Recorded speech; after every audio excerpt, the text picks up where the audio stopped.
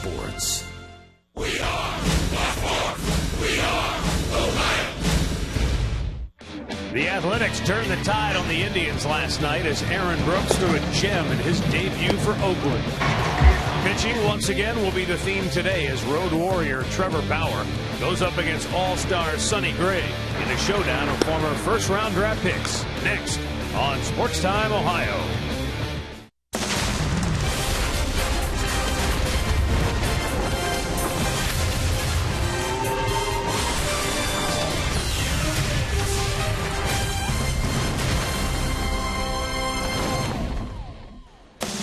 From Oakland, California, it's Cleveland Indians baseball today. The Tribe will look to make it 3 out of 4 against the Oakland A's, but they've got a pretty tough obstacle standing in their way.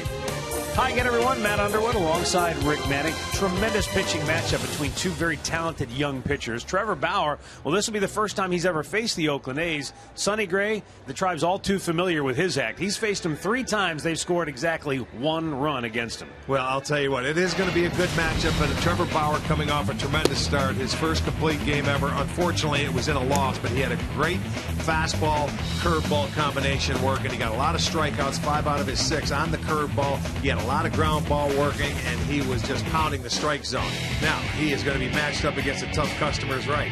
Sonny Gray, the last time he faced the Indians, a 2-hit shutout. Now, his last start, a 3-hit shutout against the Dodgers, but he's been a better pitcher on the road than he has been at home. His ERA is a little 1 run different here in his home ballpark. Hard to believe, but he's another fastball, curveball guy, and he has been a tough customer for the Indians. And Sonny Gray will be facing an Indians lineup today that will be missing one of their best hitters, Jason Kipnis. Maybe headed to the DL. When we come back, Andre Knott will update us on his situation here in Oakland. Cleveland Indians baseball is brought to you by WB Mason, the official office supplier of the Cleveland Indians. By McDonald's, I'm loving it. By your local Toyota dealers. Visit buyatoyota.com. Toyota, let's go places. And by the injury lawyers at Elk & Elk, proud sponsors of the Cleveland Indians. Call 1-800-ELK, Ohio.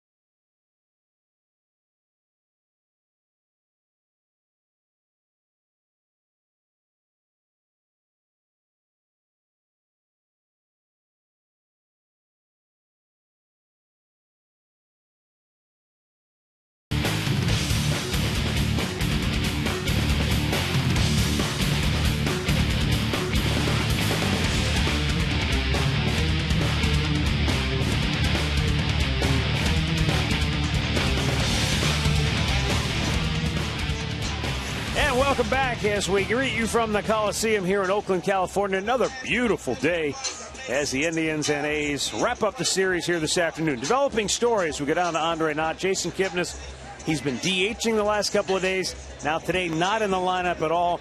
What's the very latest? He's been dealing with the right sore shoulder for probably about 3 months now, but it's been bothering him more the last few days. Had an MRI this morning. The team doesn't want to know exactly what it is.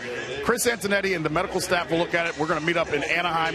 It could be a DL situation. Kip's not happy about it, but that may be the best thing for the right shoulder right now. So he'll sit out today, and the decision most likely will be made in the next 24 hours on whether or not he will go to the DL. So you have Lonnie Chisenhall hitting leadoff today. All right, thank you very much, Andre. That would be really bad news for a team that is already hurting offensively. Lose one of your best hitters. You're right, on an everyday basis, and your leadoff guy. Let's take a look at the Indians starting lineup today, and it definitely looks different. Brought to you by Progressive Insurance. Lonnie Chisenhall in the leadoff spot. Francisco Lindor will hit second, Michael Brantley third. Then it's Carlos Santana. Jerry Sands gets the start at first base, and he'll hit fifth. Giovanni Urshela is sixth, and Roberto Perez. Michael Bourne stays in the 8-hole, and Mike Aviles is batting ninth. Our Northern Ohio Honda dealer starting pitcher is going to be Sonny Gray, 11-4. League second best ERA of 2.16. And this guy, a good fastball, good curveball.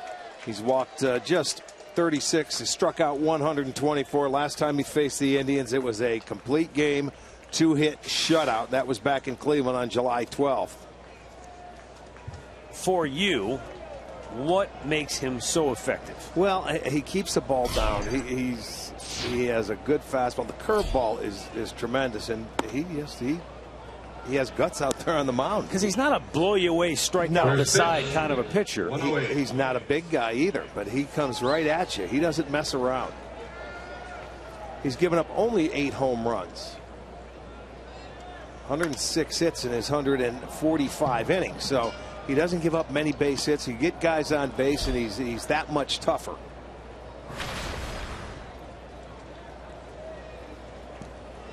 Lonnie has gone 4 for 11 in the series. His home run last night was the only run of the game for Cleveland.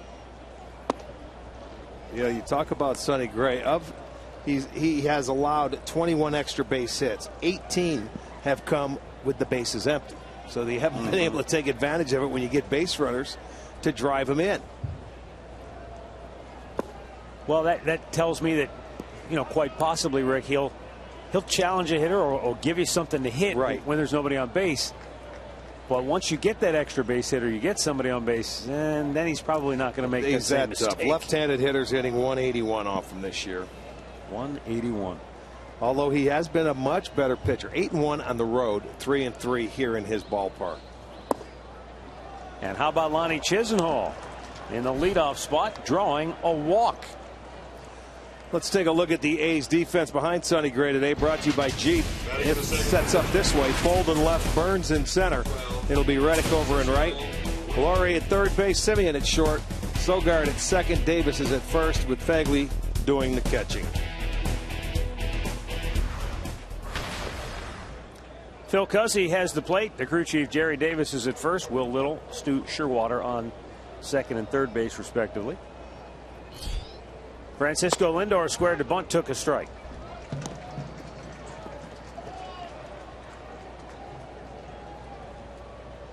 A's snapped a 3-game losing streak with their win last night. They're 5-9 since the All-Star break. Tied for second worst record in the American League.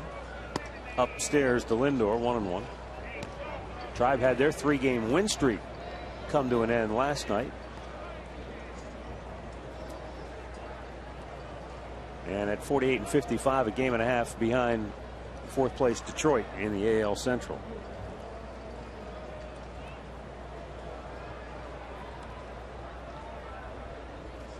Lindor had a pitch. That's the curveball right there, Matt. Nice tight spin. And it seems like he can throw that anytime he wants to. Nice tight break to it. Keeps it down right at the knees.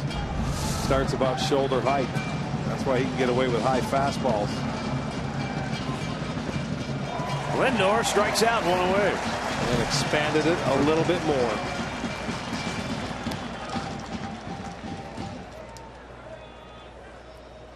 Keys to the game are brought to you by Wayside Furniture. If you get your fastball, don't miss it, because you might not get another one. And Bauer, early zeros. And he's got some interesting numbers in terms of getting off to good starts, but then there's a little bumpy patch in the middle of every game that at times can be troublesome for Bauer. So something to keep an eye on today. We'll get more on that when he comes out to pitch. But right now it's Michael Brantley with 1 on, 1 out.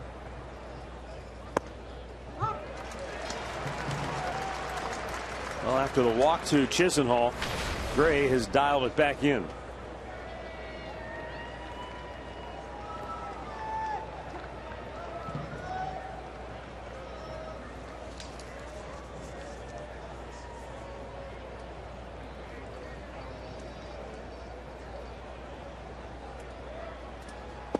A little bit outside.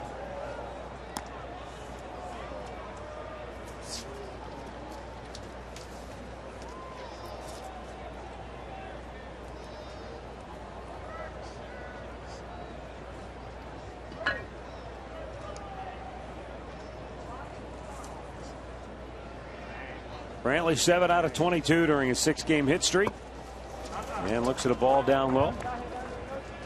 Since the All-Star break, Michael has batted .339 with 6 doubles, 3 homers,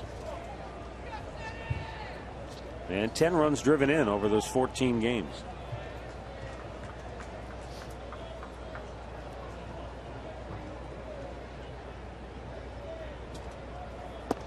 Missed outside with it. 3-1.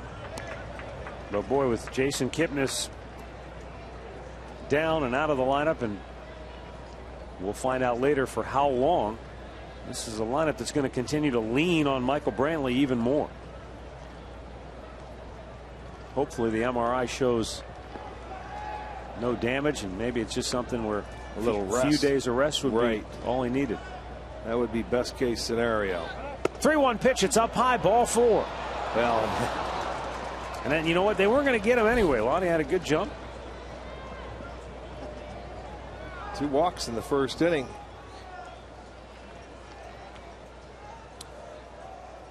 Josh Fegley's going to go out for a chat. They don't see much of this with Sonny Gray on the mound in 146 innings of work now.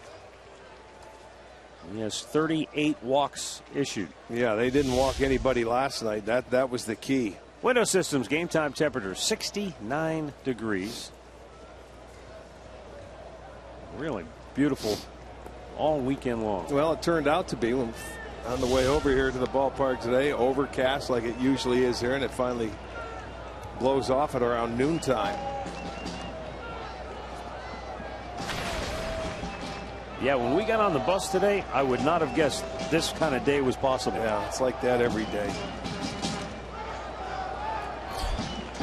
Carlos Santana had a big cut, but he found it straight back. Well, that's the fastball in the keys we were talking about. Get that fastball, don't miss it, and he fouled it off. It had a little movement going away.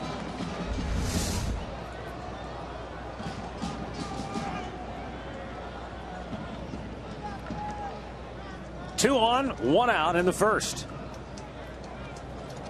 And it bounced in front of the plate. You know, looking at Carlos Santana, I'm starting to think he would have fit in well on that Larry Doby managed White Sox team that wore the shorts. Yeah, the blue shorts back then in the day. Yes, because his pants are above not the much knee. more than shorts today. He's got those things roll up above his knees.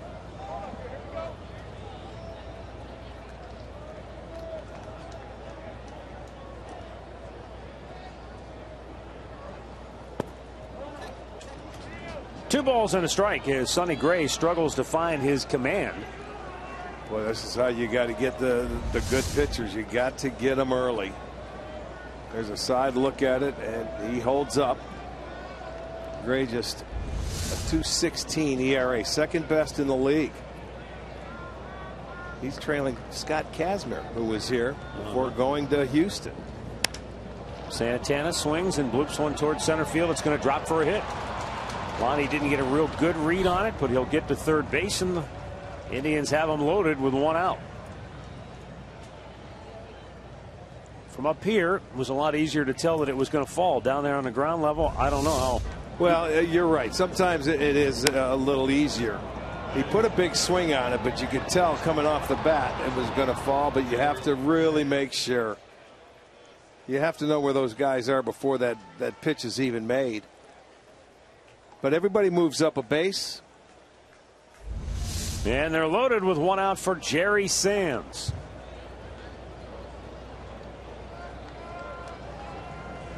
Sands played for the Indians back in April from the 10th through the 28th. And then went a month before coming back, but that was a brief stay, a couple of days at the end of May.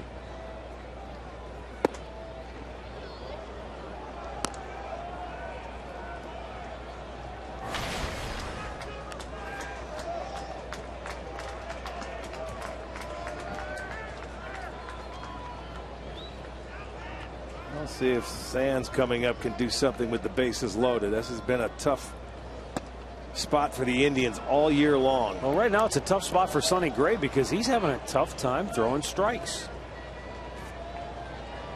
And so if you're Jerry Sands, you want to be aggressive, but you also don't want to let him off the hook here by swinging at a bad pitch. Yeah, you have to be patient. He's struggling to find the strike zone. Kurt Young's going to come out and talk to him. Not many opportunities like this do you get off Sonny Gray. That's when he, as I mentioned off the top, he gets tougher with guys on base. You know, Murph just said to me, and I think he's right. It's somewhat similar to the start Johnny Cueto had against the Indians in Cincinnati. Now, Cueto was dealing with the rumors about possibly being traded, but remember, he had trouble throwing strikes, but the Indians let him off the hook a couple of times early in that game. All day long they had. Yeah. That's the day they stranded 18 runners. But here with Sonny Gray, you have to get him when you can. Opportunity presents itself right here in the first. One out, 2-0 count to Sands.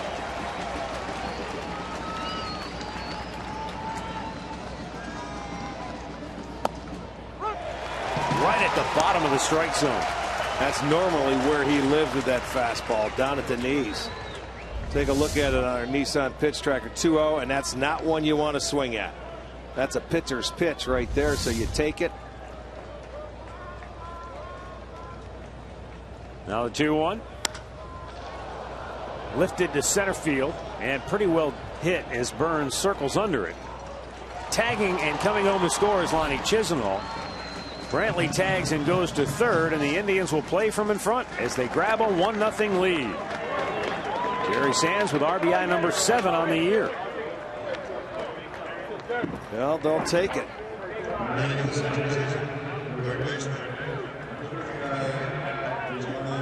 And the 2 walks in the inning helped set it up. Sure did.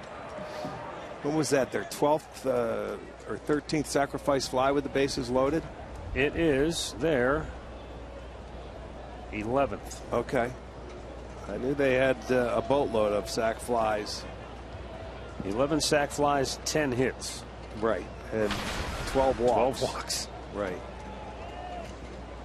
Giovanni Urshela. Swing and a miss. Boy, he took a healthy hack, didn't he? Yeah.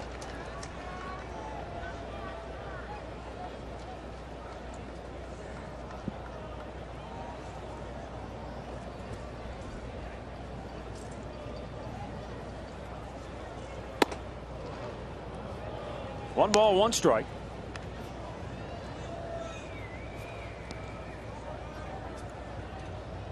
Hard to figure out if at some point it hasn't become maybe psychological for Sonny Gray, and that his road and home splits, not just this year but in his career,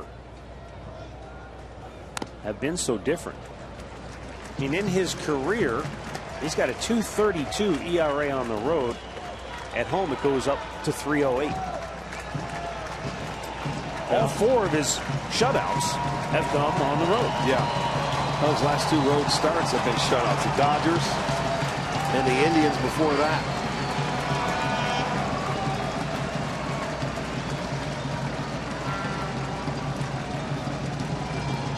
Urshela lays off, and heading down to second base is Santana when the ball squirted free from Fegley. Now a couple of runners in scoring position. Well, that's what you have to be aware of when Sonny Gray's on the mound. That's his 10th wild pitch.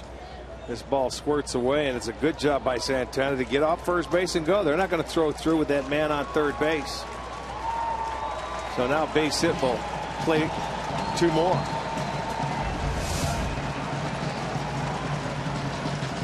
Urshela trying to make Gray pay. Instead, Gray blows him away with a fastball, and the inning is over. A couple of strikeouts for the A's right-hander, but the Indians get the game's first run. Now Oakland coming to bat.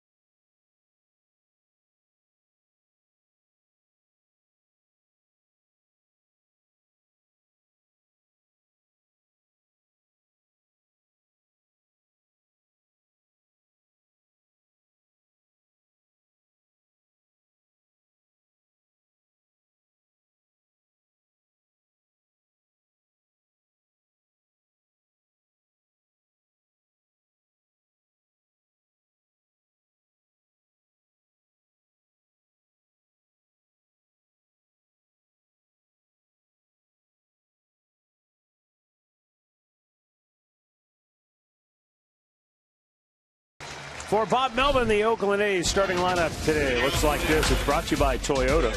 Billy Burns, switch hitter, leads it off. Sam Fold bats second. Josh Reddick is third. Billy Butler, Ike Davis, Brett Laurie in the middle. Josh Fegley, Eric Sogard, and Marcus Semien rounded out. Trevor Bauer, our Northern Ohio Honda dealer starting pitcher. Trevor making his 21st start. This is his first career start against the Oakland A's. He's coming off a beauty against Kansas City. Complete game. Unfortunately, it was a loss, but he pitched great. Down low, ball 1. He was in total charge of that ball game, commanding the strike zone. First pitch strikes, had a lot of 3 pitches or less guys to swing and put it in play, and made outs. Tearing over into foul territory, Giovanni Urshela couldn't quite get to it.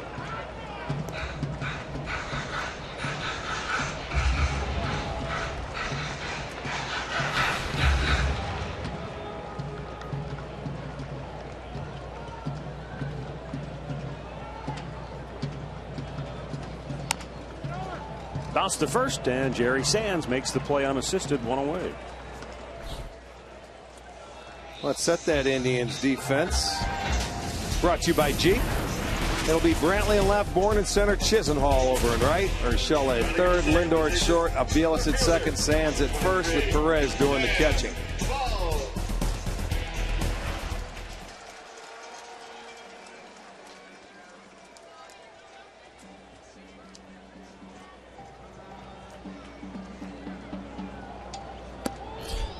Pitches inside, ball 1 to Sam Fold.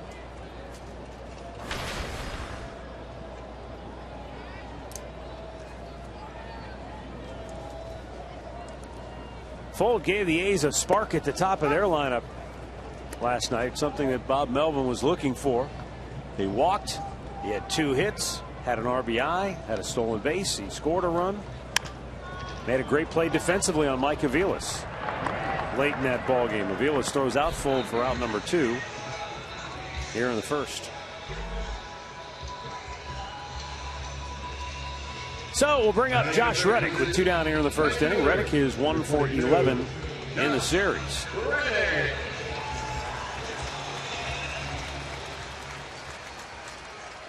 Oakland has 7 players currently on the disabled list. It looks like they'll get Coco Crisp back now tomorrow. There was speculation that he would be activated for today's game, but I guess the thinking went he needed a day before they activated him. But he's back in uniform. I can see him from up here sitting out. That's a great spot to watch a game from, by the way. Yeah.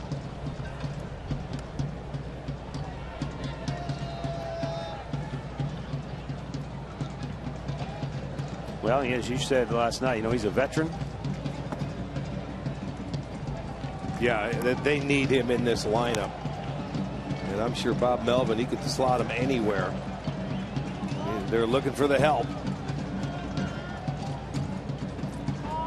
They had just 3 hits in the first 2 games of this series. Last night they ended up getting 8 hits, scoring 5 runs.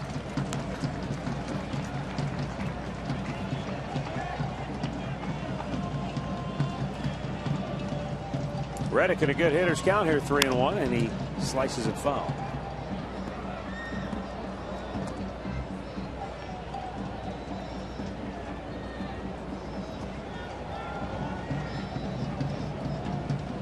This could be a nice bright sky during the day. It can be tough for fielders. Here comes Lonnie Chisenhall, and he makes a grab in right field on a tricky play, a hard hit liner. And Oakland goes 1-2-3. Indians lead it 1-0 after an inning.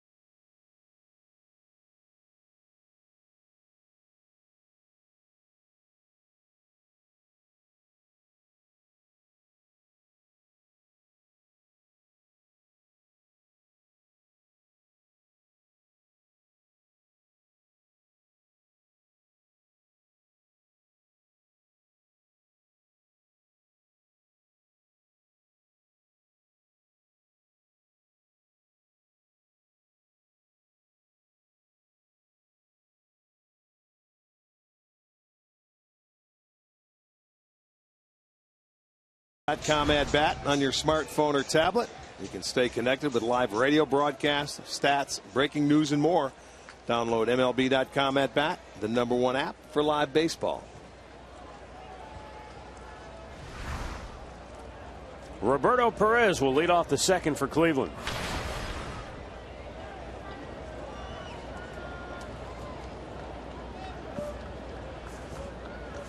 Getting his first action in the series. Sometimes that is the life of a backup to a guy who doesn't take many days off. You get your chance to play, and lo and behold, it's an all-star on the mound. Yeah, you catch day games after night game, and usually on a weekend or Sunday or travel day, and you get one of the best pitchers going. And he's got a base hit. That's Roberto Perez for you. Doesn't matter how it looked. It's a single, and the Indians get their leadoff man aboard. It's a beautiful way to start your day. Hit one off the top of the plate. He pounded it into the ground, but you can see Laurie is back. He's got to come in and try and make a backhand or a barehanded play, and that ball had some spin to it. Spins his way right around Laurie, so that's the way to start. Get yourself a knock. Well, up is Michael Bourne.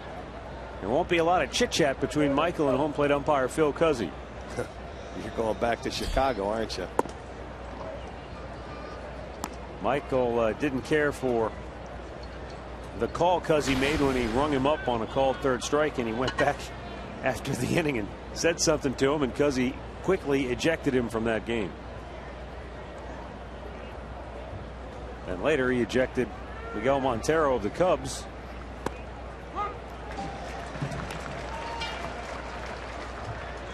So yeah, it'll probably be pretty quiet back there. Yeah, you don't want to say anything to him anyway. You don't have to. Just go about your business. Sonny Gray still throwing more balls than strikes. 17 balls, 14 strikes. You know, this is the time where you would like to at times put a hit and run on. For that very reason. Well, but you can't when he's all over the place. You know, if he's around the strike zone, you can. Still a little too early, but he gets the double play. You know, right back up the middle. All you have to do is catch it, step on the base, and throw it.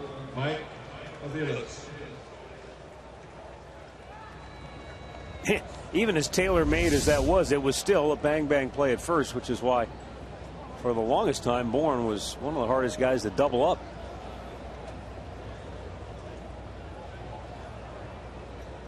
Mike Aviles with 2 down and the bases empty.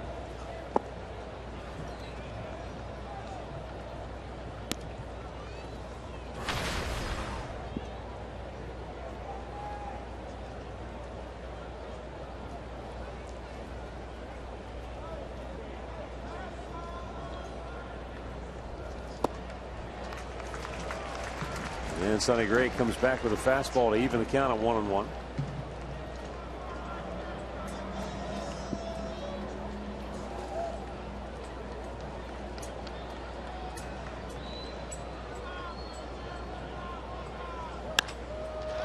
To right field.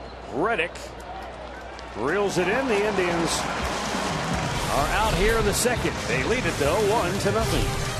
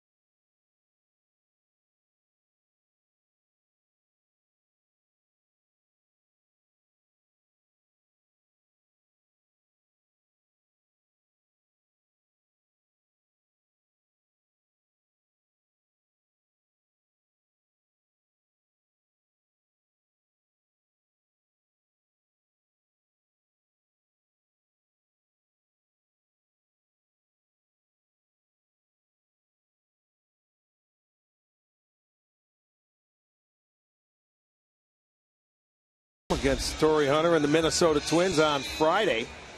That's August 7th. You'll have dollar dogs, $2 beer pregame in the right field district, and the annual Rockin' Blast show presented by First Energy. You can get your tickets at Indians.com.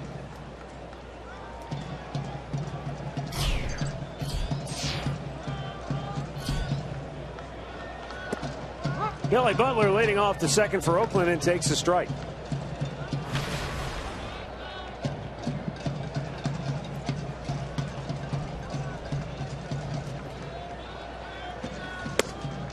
And it's a little bit high, not by much, 1-1.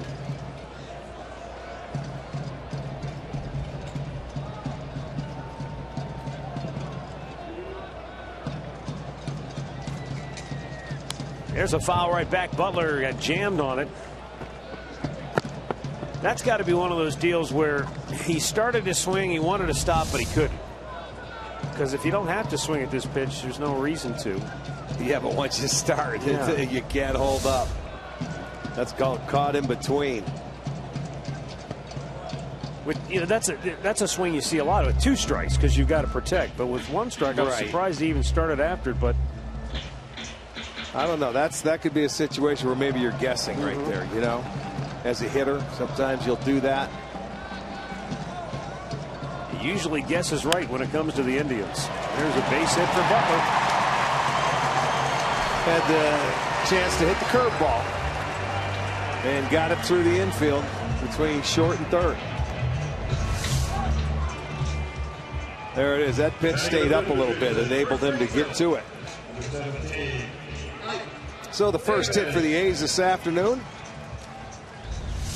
Butler, a career .290 hitter against the Indians, and that covers almost an entire season's worth of at-bats. 505 ABs, 147 hits. Yeah, being in the American League Central all those years with Kansas City, we had an awful good look at him for many years.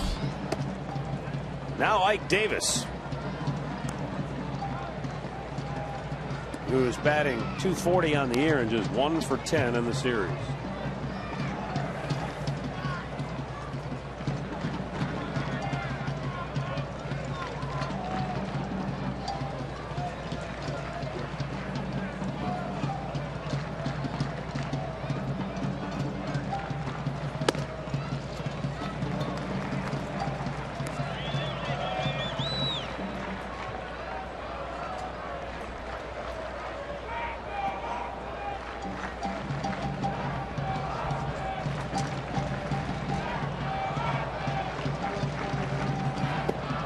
Caught the corner. 2-1.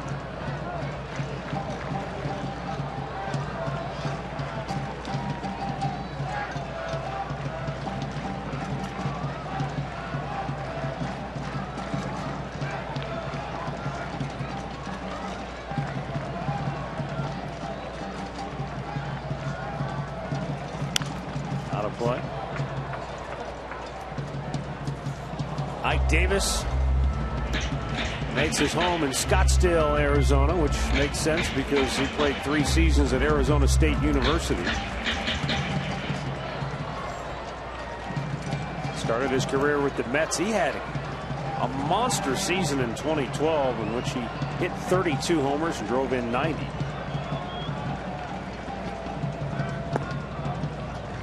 Boy, Bauer not missing by much, but a full count. Crazy thing about that, with Davis, you're trying to predict what he's going to do if you're one of those guys in the front office. Good luck. Yeah, right. Payoff pitch. Hit to left field and pretty well. Back is Brantley. Makes the catch just in front of the warning track for out number 1.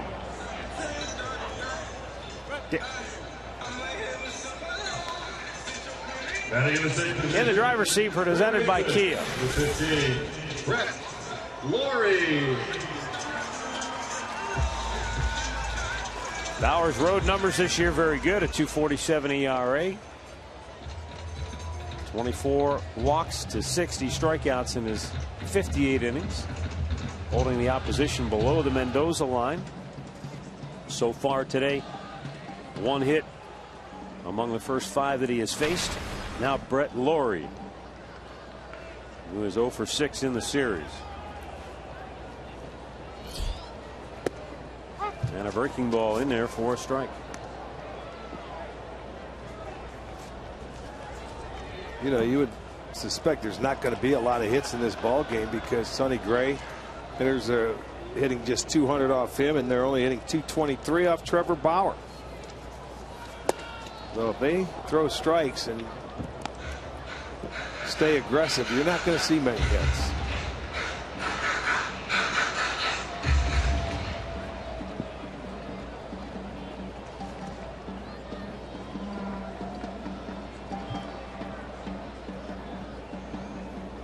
Bauer with the 0-2. And Laurie fouls it up the first base side.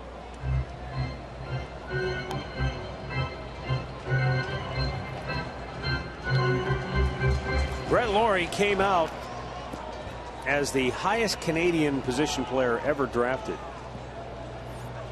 And oh, by the way, he was drafted by Toronto, so you got to figure there might have been a little external pressure on him. But if there was, it didn't seem to faze him, because in 2011 when he debuted, he batted .293 for the Blue Jays with 9 homers, 25 RBIs. That was over just 43 games. I think he needs just a little more eye block. He's got a hoof down his face.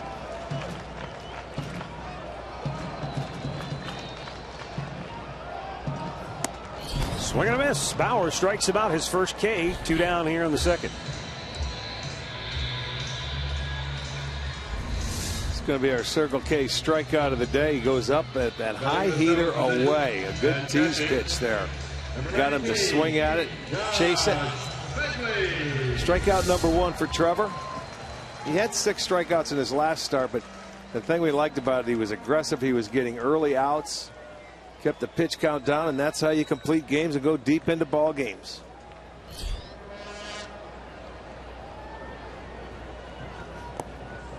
Pitch is low, ball 1.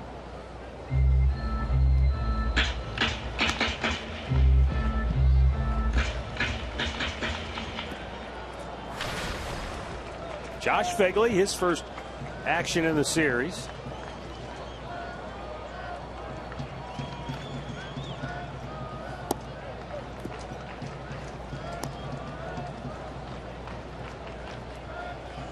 Phegley was part of the Jeff Samardzija trade.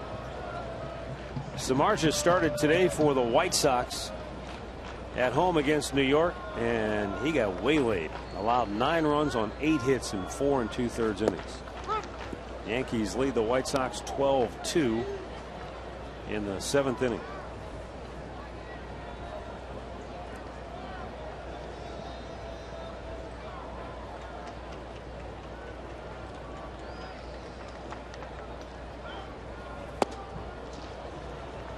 Phegley is a product of the rich, fertile soil of the Midwest. Born in Terre Haute, lives in Indianapolis.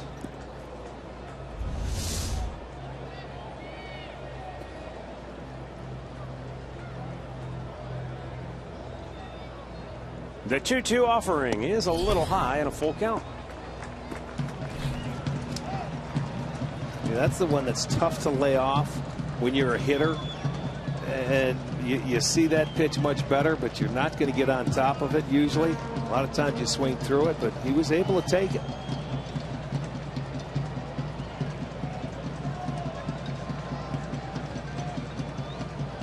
Runner goes, and a pitch is fouled back to the screen. Well, he's going, but it doesn't matter. He's not going very fast.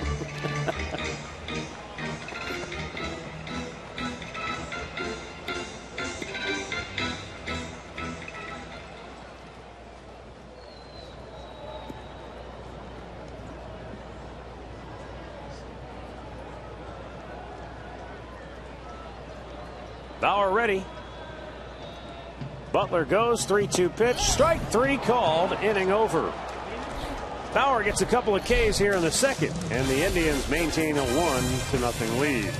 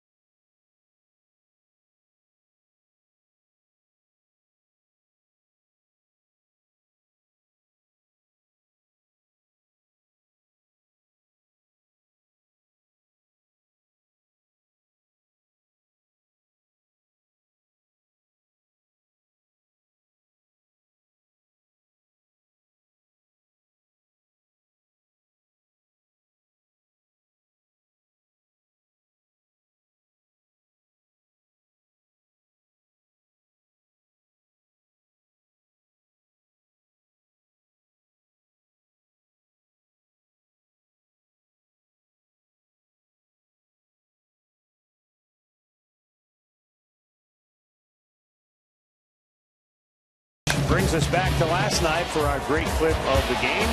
Lonnie left the yard. He also threw out a runner at home plate. A beautiful throw to home plate last night. One hopper right on the money.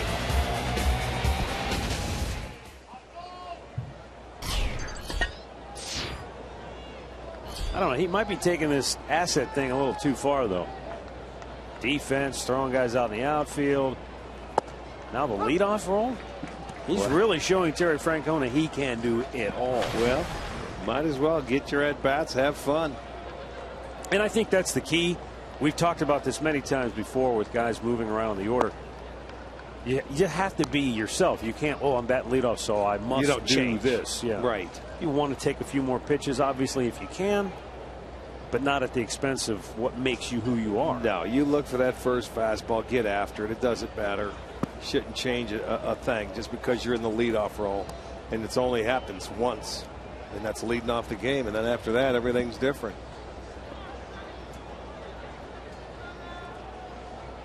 You have to wonder why, though. You think about it, Bourne's been a leadoff hitter his whole life. You know why Terry didn't go to Bourne to lead off, but he feels okay.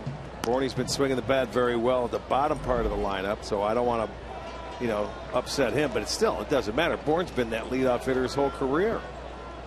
I would think he would feel as comfortable there as any place. Broke his bat. He's got another base hit. 5th hit in the series for Lonnie Chisenhall. Broke his bat, but it comes a base hit off the breaking ball here. Looks like it went off the end. So that is the 3rd hit for the Indians already. 2nd time. It's a 3rd straight inning they've had their leadoff man aboard.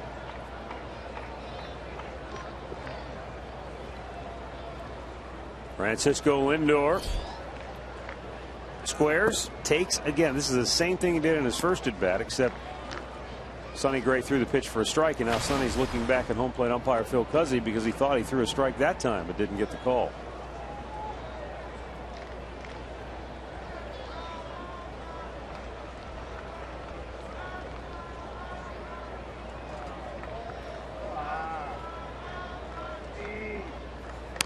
Bunts it to 3rd, maybe too hard. The throw to 2nd in time.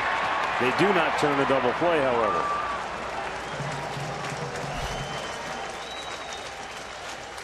Yeah, it was too hard. So the fielder's choice. And he didn't hesitate. Or he went right to 2nd base with it. He knew it was hard enough. He was going to charge, and they get the out easily at 2nd. So he'll trade spots with Chisenhall over there at first base.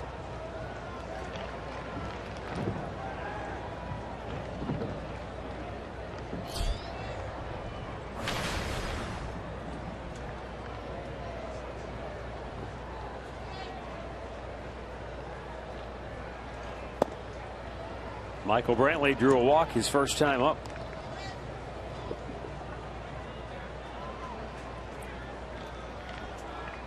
See, that's a good pitch, but to Michael Brantley, he's not going to swing at that breaking ball down on the first pitch. He's patient enough. If you throw it for a strike, he'll take it. He's looking for something that he can drive, and that would be the fastball. But now he's behind him again, 2-0. He fell behind him and walked him his first time up.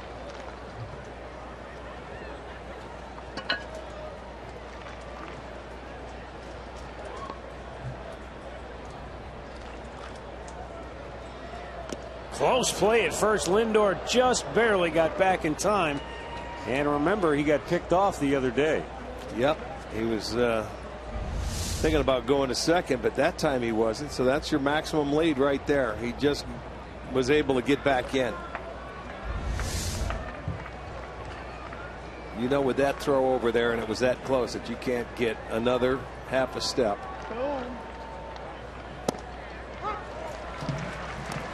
Oh, off-speed pitch that time from Gray. 2-0 change. You can see Brantley, he sort of flinched on it. Really good location. He just looked at it like it was no big deal. Don't worry. Now I got to look at that changeup.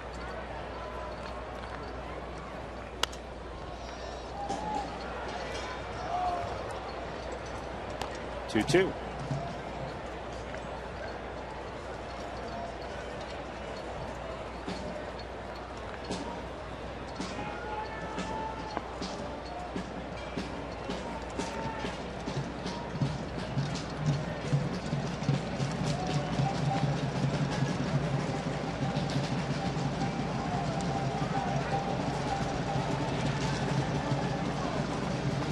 The 2-2 is chopped to first, foul.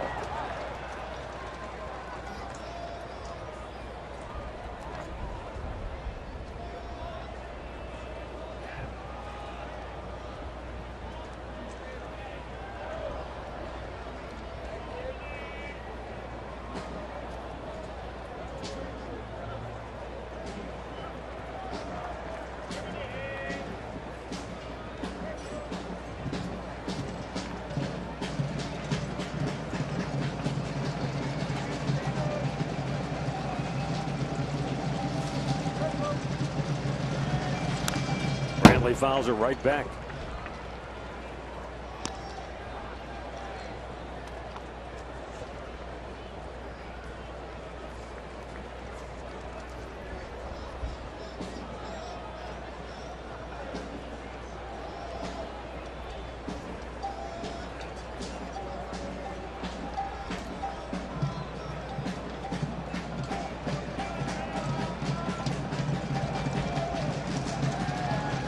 Lindor at first with one out, and the 2-2 go to first instead. Sonny Gray is one of those guys who I guess to a degree has overcome some odds when you figure he's under 6 feet tall, and you don't see a lot of right-handed starters that are under 6 feet tall make it to the big leagues, and yet he was a 18th overall pick in the draft when he came out. Brantley down on strikes. Got a piece of that, but vaguely held on. Third strikeout for Sonny Gray. 2 down here in the third inning. Stat of the game is brought to you by Buick. Number 41. First ace pitcher since 03 to have 2 shutouts in a season, allowing 3 hits or less in both of them. Tim Hudson, the other to do it.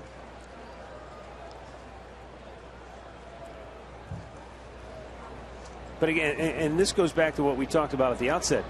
So he's under 6 feet tall, and he doesn't have that, he doesn't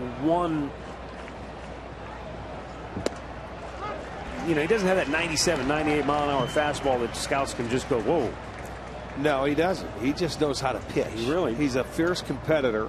He's got a terrific curveball, and he'll battle you. And maybe that's one of the reasons. Being shorter, probably had to deal with that his whole life growing up. Big guys, they want 6'3", 6'4", 6'5". But you know what? This kid can pitch. I also wonder too, Rick, coming out of high school, and he's from a little town in Tennessee, Smyrna. He was a 27th round pick coming out of high school. Right. And he went to Vanderbilt, and maybe Vanderbilt helped sort of put him on the map, so to speak. Because how do you go from 27th round to 18th overall pick in the draft? To the first round. You're right. Look at that. Yeah, you have a great college career. Yeah. Oh, Santana fooled by the pitch. And he swings and misses to end the inning. Sonny Gray has struck out 4, but the Indians lead it 1-0.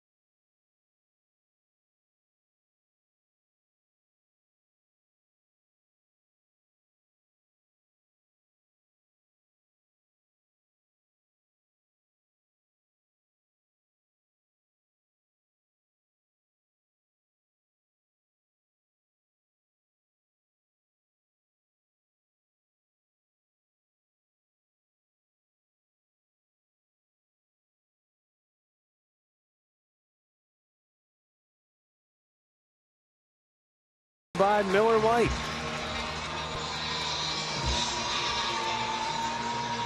A's have, and they always have had one of the best sound systems, I think, in baseball. These speaker setups here, yeah. I mean, they boom the sound. They always have. And they just had a young fan who's probably all of about 6 years old, maybe, announced the first hitter of the inning, Eric Sogard. And he got into it. Did it with some gusto. Yes, he did.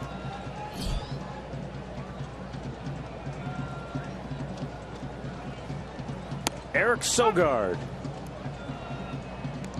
affectionately known as the Nerd here in Oakland. And he's got his own fan club and everything. Yeah, with the glasses, you can see why.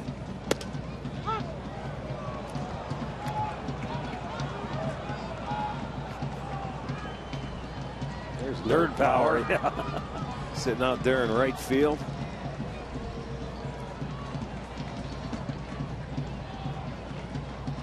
The 0-2. Fouled back.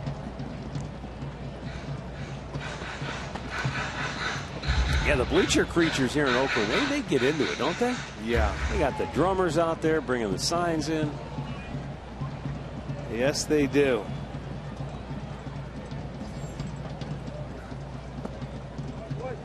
It was great when they had Grant Balfour closing. Oh. He would come into that headbanging music. The heavy metal. They would sit out there. It was hilarious. It really was. It made my head hurt just watching them. Shaking it around. Yeah. Oh, my goodness.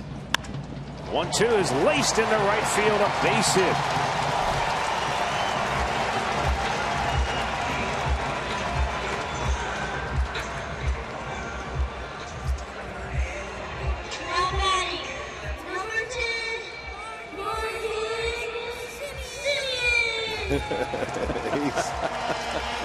What a way to go. He's got his face painted. He's having a ball.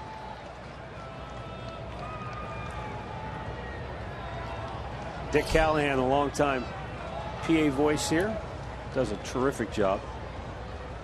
Up and in, knocked him back. Marcus Semien homered last night for Oakland. A little frosting on the cake, if you will, his home run. That was the only hit in the series for him to this point, wasn't it? That is correct. It came with 2 outs in the 7th to extend Oakland's lead to 4-1. Oh, it looked like he wanted to sure call it. did. I thought I was going to see a right arm go up, but it stayed down. Looked like it. Watch him bend down there. I was waiting for the right arm. Fastball? No. Good deke.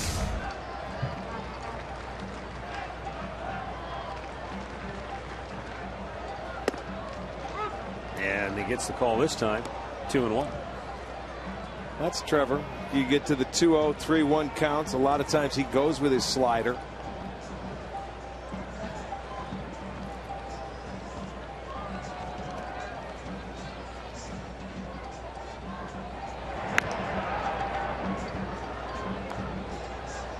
I'm not sure, but I think Eric Sogard leads Oakland in the series with those 3 hits. Well, they only had 3 in the first 2 games, so it has to be. Yeah.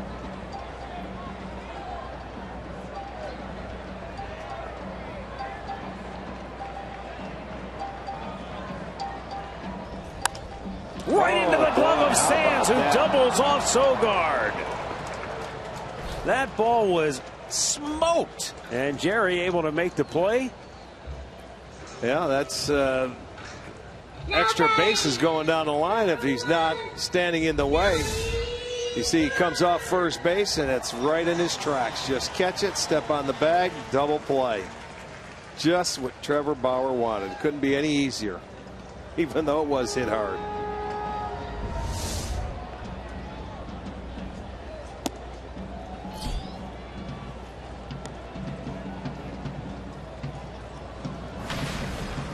Billy Burns, a ground out his first time up.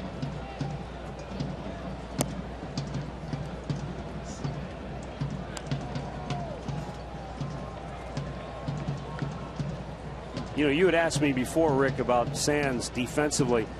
Coming into this year, he had played 71 big league games. 64 of them were in the outfield, just 7 at first base. Okay. So he played it, but primarily he was an outfielder.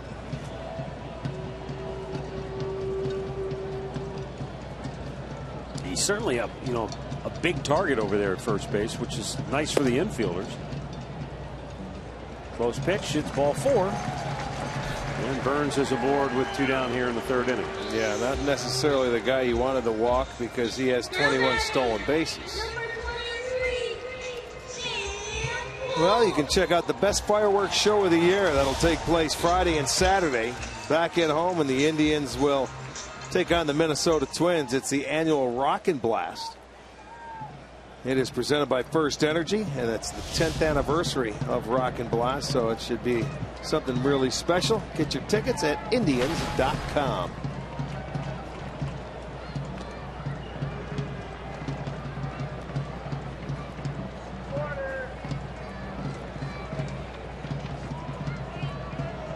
Sam Fold.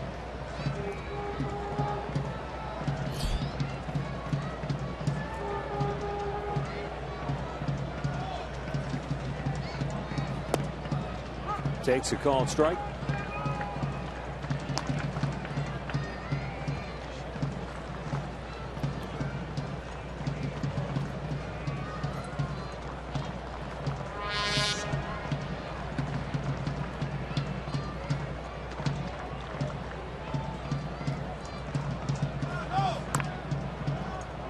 Sam Fold was originally drafted by the Chicago Cubs back in '03. He was a 24th round selection but did not sign. So the next year they drafted him again, only this time they made him a 10th round pick and they got him to sign on the dotted line. And when he made his debut with the Cubs in '07, he only played in a handful of games, but then in '09 in 65 games he hit .299. 2 years later, though, he was involved in a rather major trade. He went to Tampa Bay along with Chris Archer, and we know Archer has developed into I think you have to consider Archer an ace now, the way he's been pitching for Tampa. But both Fold and Archer, along with Robinson Chirinos and Brandon Guyer, an outfielder I've never heard of before, went to Tampa Bay in exchange for Matt Garza and a couple of other players.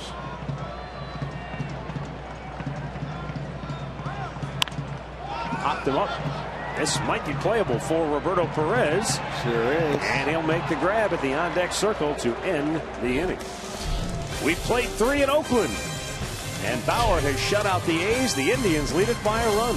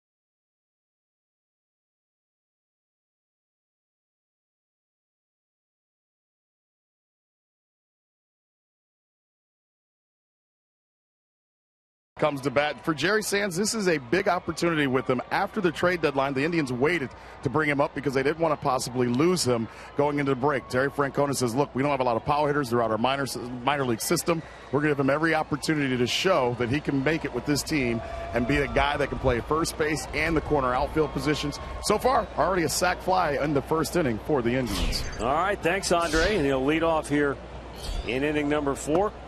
Takes a strike.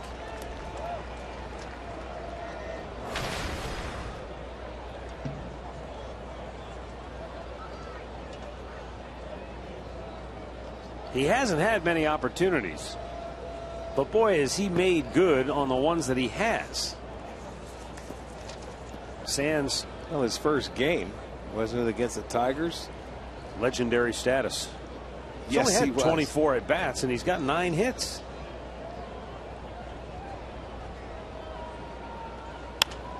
Right back up the middle. Backhanded by Sogard, and a good throw to get him.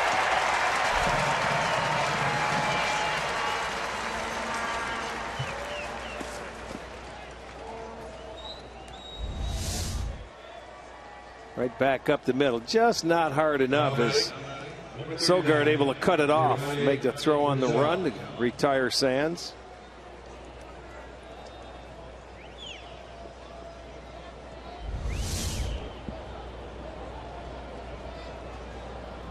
Giovanni Urshela struck out in the first inning.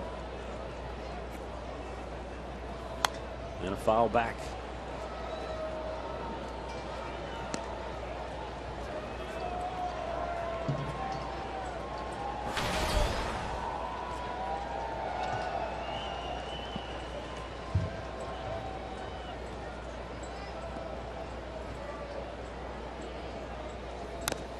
Right back to the screen. 0-2 the count on Giovanni.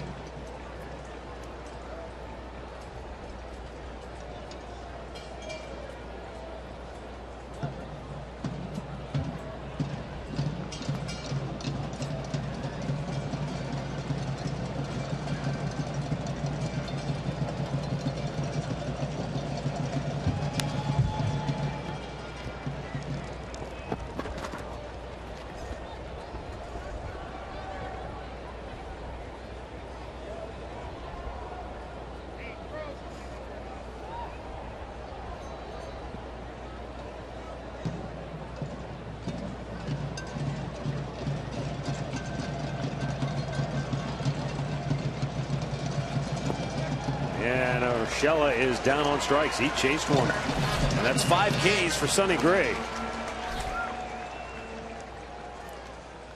This is that curveball where he wants you to start in the strike zone and bounces it in the dirt and you can't hold up. Tight one. That's the wipeout curveball. That's the one that makes you feel silly when you walk back to the dugout. Yes, doesn't it does. Like, I wasn't anywhere close to that. Well, with 2 down, Roberto Perez. And an infield hit his first time up. He topped one up the third base line, but with Laurie playing back, he wasn't able to come in and make a play on it. And that's the one thing he does so well, is that he'll start you off with the curveball just to get me over strike. And then they get better. The deeper into the count you go.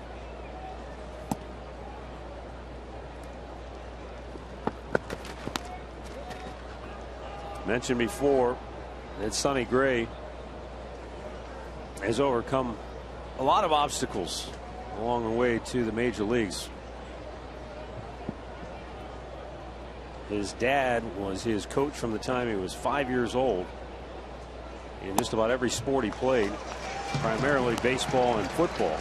His dad was a pitcher at Austin Peay University, where he was tragically killed in a car accident when Sonny was in high school. Still writes his dad's initials on his cap. Now the 1-2 pitch. A little bit high. Well, change his eye level there. Went upstairs, see if he follows that up with a good curveball down. It's a fastball above the letters. Didn't want to chase after it. He'll start that curveball about the spot where he caught it. And let's see where it ends up if he throws it. Now the 2-2. Well, you see him yell at himself? Yeah. He never had a chance.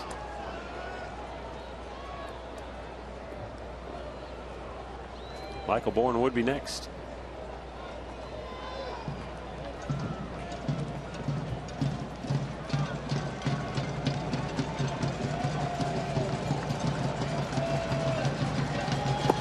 And he will get a chance to bat as Perez reaches for the second time today. Third walk. Injury report brought to you by the injury lawyers at Oak and Oak.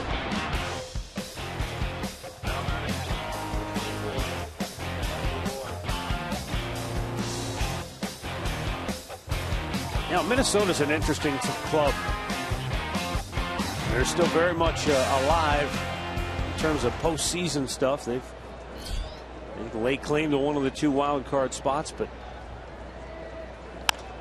Baltimore, Toronto, right there breathing down their necks. And Toronto got a big win at home against Kansas City today in a game that I don't know how many times the bench is emptied. Those teams were ready to kill each other. And it came from a first inning warning from the umpire again. Something like we witnessed. Wasn't that bad with Kansas City before we left? They went on the road. Yeah. Where there was a warning. Was it with Kansas City again? Yeah, I know. In Toronto, and a first inning warning. When it was that Josh Donaldson was drilled for Toronto. Jim Wolf's a good umpire. He had the plate today. I'd love to hear his explanation as to why he did what he did, because he issued the warnings and then they threw it Donaldson out once or twice again. Yes, it happened a couple of times and nothing happened. Bourne checked. Did he go? He did.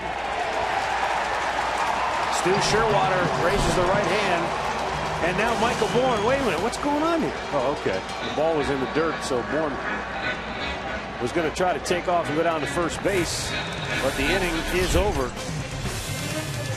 on the check swing appeal. 6 Ks for Sonny Gray.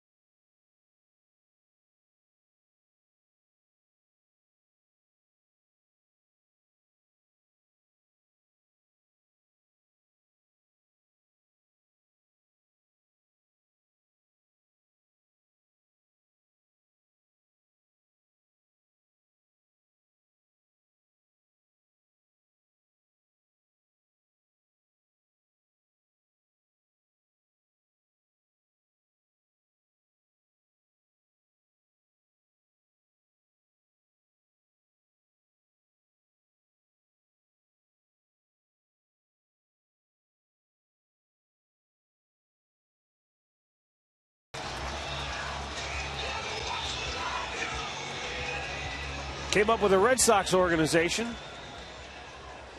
Came to the A's. Gosh, hard to believe it's been 4 years already. Yes, it has. A great 2012.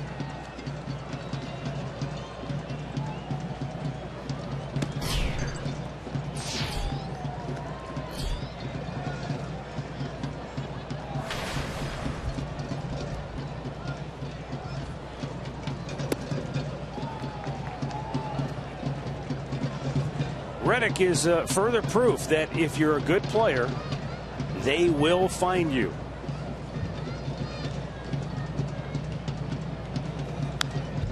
apologies to anyone listening who attended Middle Georgia College. I've just never heard of it. Yeah, right. But it's a junior college, and like I said, Rick, it doesn't matter. If you're talented, they're going to find you. They will find you. There's no doubt. And God bless the scouts that go out and beat the bush and find these guys, because you and I have talked about this before. We've talked about it with other people in the game of baseball. What they do is so hard to figure out how they do it. When you're looking at a player and you're trying to project, will this guy be a good big league player someday? Heck, you don't know if he's going to be a good player the next year, let alone 4 or 5 years down the road. Lonnie Chisenhall with a terrific job to track that ball a long way into foul ground.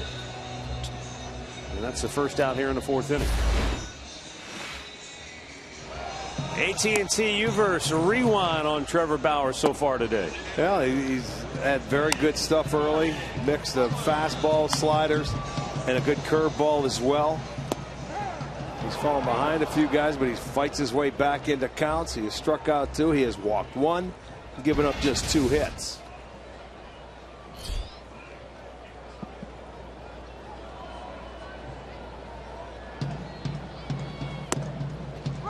Breaking ball in for a strike to Billy Butler, who singled between third and short his first time up.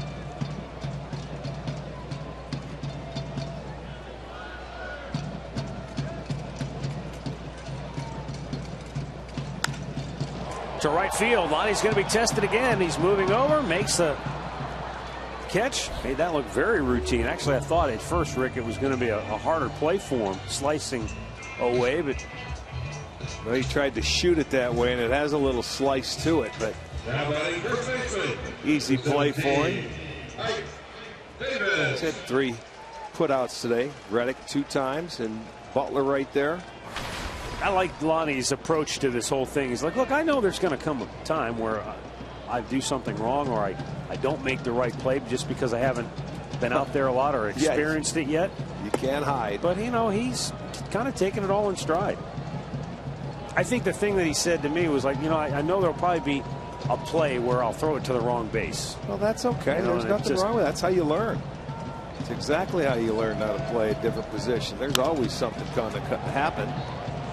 Lindor from the outfield grass throws out Davis, and Trevor Bauer breezes through the 4th inning. 1-0 Cleveland.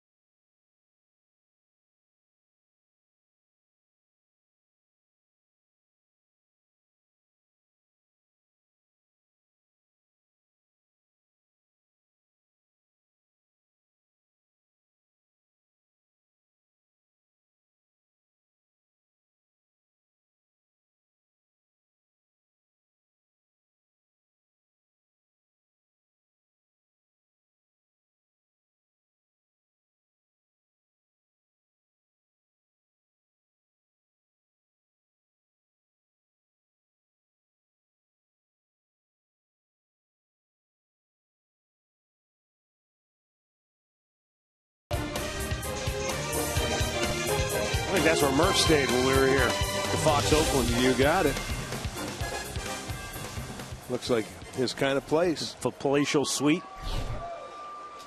There's a Coliseum in Oakland. Good look at how the tarps close off the upper deck. with exception to the one section which is directly above our booth here in Oakland. Sonny Gray goes back to work here in the 5th. He's given up 1 run. It came in the 1st inning.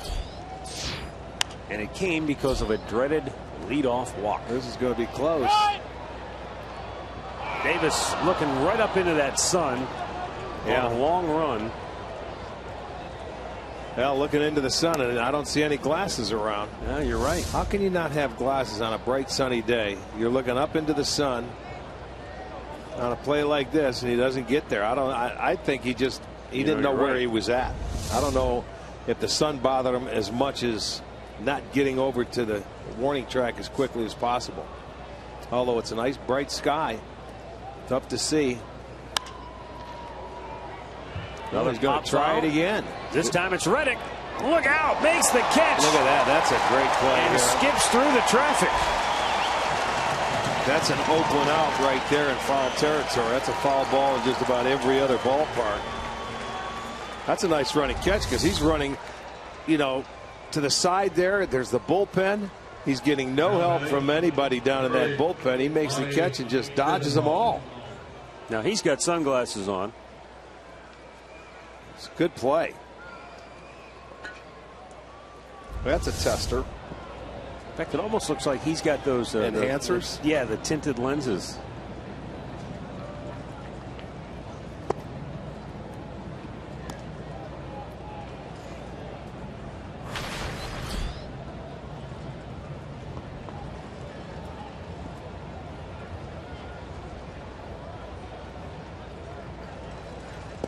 Bounced in front of the plate.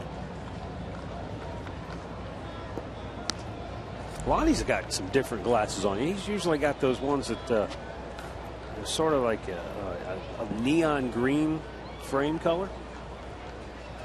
Because he said when he got him, this was the only color they had. He was trying to get him something that would more match the uniform. Well, you need them out here on the West Coast. Yeah.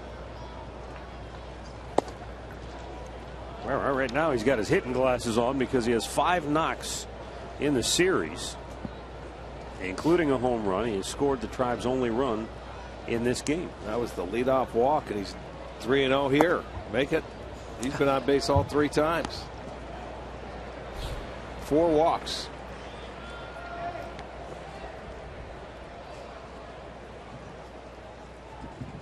Now batting. Don't forget to tweet your strongest fan photo to us using the hashtag STO DataStrongFan for a chance to have one of your pictures shown during our telecast. It all comes to you courtesy of T-Mobile. Sonny Gray 4 other times had 3 walks, so this was his 5th time, but now he's got 4 walks, although that's not a season high. He had 7 walks in a game this year against the Texas Rangers. And that was on the road, where he usually and guess was what? dominant. He didn't give up a run. Only gave up 2 hits. Went 6 2/3 innings, had 10 strikeouts, but 7 walks and didn't allow a run. How about that? The 2-hitter that he threw against the Indians was impressive. He only walked 1 that day.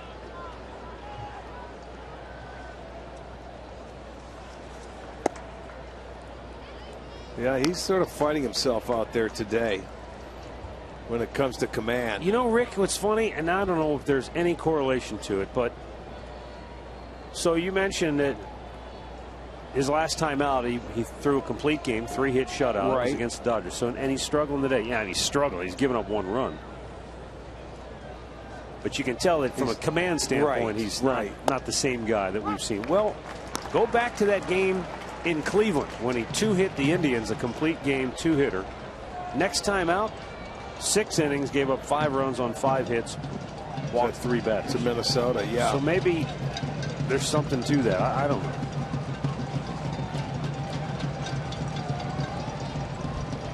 Broke his bat again, right on the base.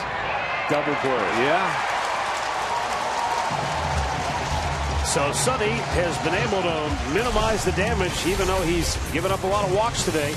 Indians have just the 1 run, but so far that's good enough for the lead.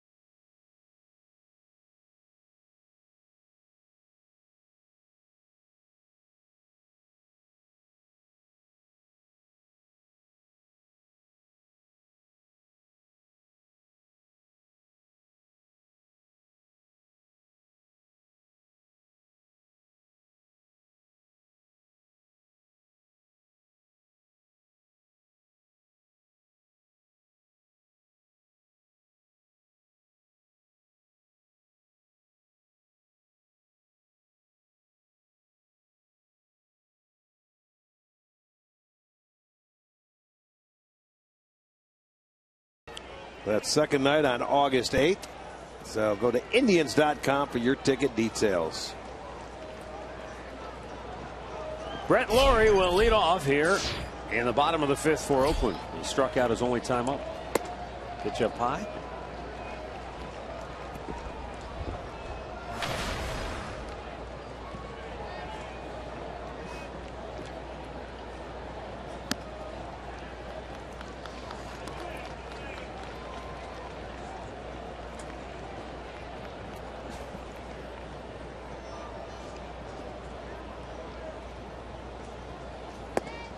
There's a strike on the outside edge. It's 2-1.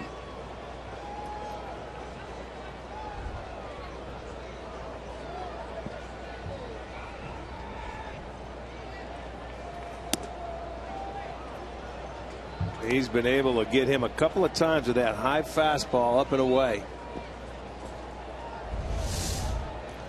That's the one he struck him out on last time. That might be a blind spot for him there. 2-2 is ripped right at the third baseman. Giovanni Urshela, one away. Well, that's a couple of times today we've seen a line drive hit right at a corner infielder. Just how you want him, right at him. That's an Adam ball. He tried to come inside with it, and Urshela stands in the way, gets the first out. The difference too in Trevor Bauer, although he's pitching a good game today, just 5 of 15 first pitch strikes. His last start he was dominating. He has 5 outs on 3 pitches or less. Fagley drives one to deep left field. Brantley back on the track, pulls it down. 2 away.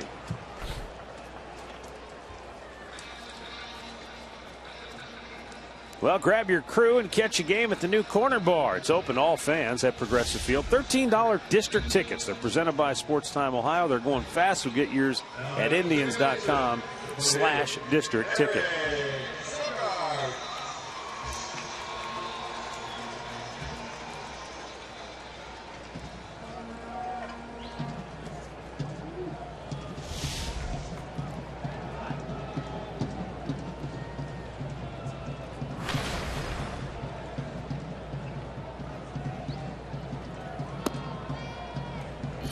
Eric Sogard with a single in the 3rd. One of only 2 hits for the A's today.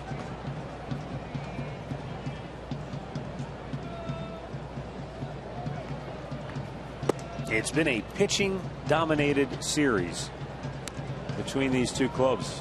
Indians first 2 games, Carrasco, Salazar, they were magnificent. Cody Anderson did a good job last night. It's just that when the guys you're following in the rotation are they're throwing complete games and 8 innings and not allowing any runs, that's a tough act to follow. He said yesterday that his hometown of Quincy might have shut down with all the fans that were here. Turn out the lights. 2-out walk keeps the inning alive as Eric Sogard is reached safely in both trips to the plate today. That's the 2nd walk for Trevor today. It was Marcus Semien who hit that line drive right at Jerry Sands at first base his last time up. Turned into a double play.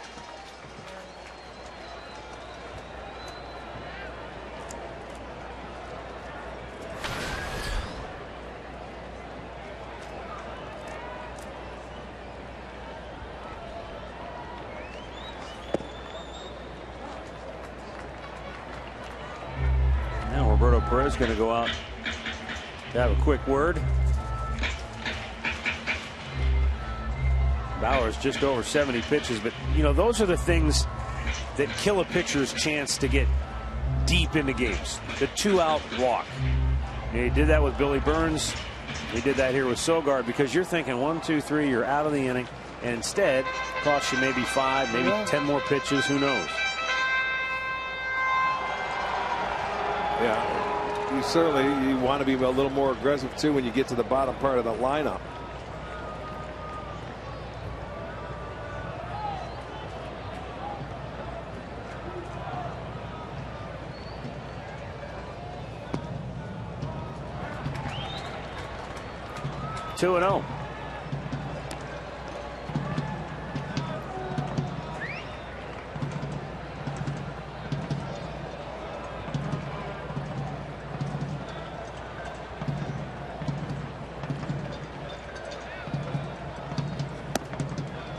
3 balls, no strikes.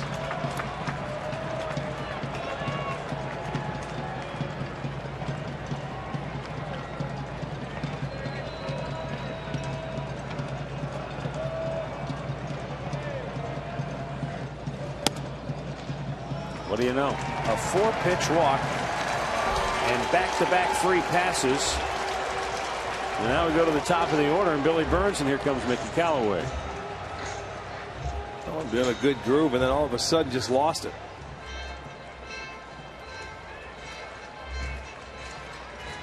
So they'll be.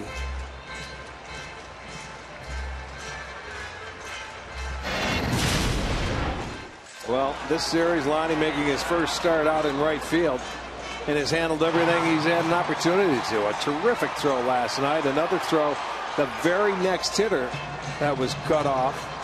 But he's made every play he has to. He looks pretty comfortable out there. You know, he can run. He's got a good arm. So it's something he's learning. So he should have fun. And, you know, when you're playing an outfield, it's a lot different. You got to get used to it because you're not on that infield and in on every pitch. You know, you have a tendency to wander. Your mind wanders. You know, you're looking at the fans in the stands because, you know, you're not on the infield close to the action. That's something that I've got to talk to Andre, see if he'll ask him if he's sitting out there. You just, you know, trying to kill time in between pitches is tough. On the infield, you're into it. You've got guys you can talk to. You got to chirp at the outfielders and do something.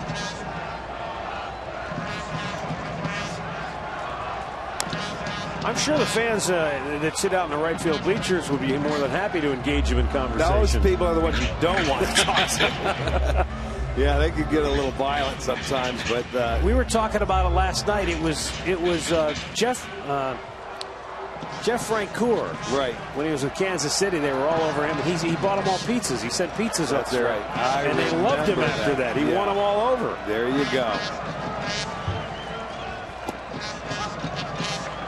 Well, comes right back and gets ahead of this hitter.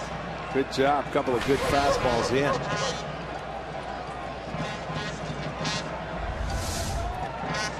There it is. That fastball will come back to it right there on the inside corner.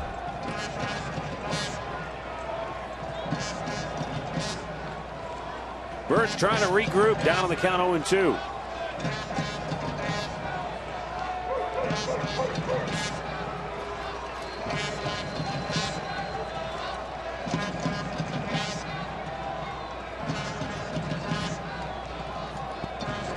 Bounced one in front. He did not go. And it's a ball and 2 strikes.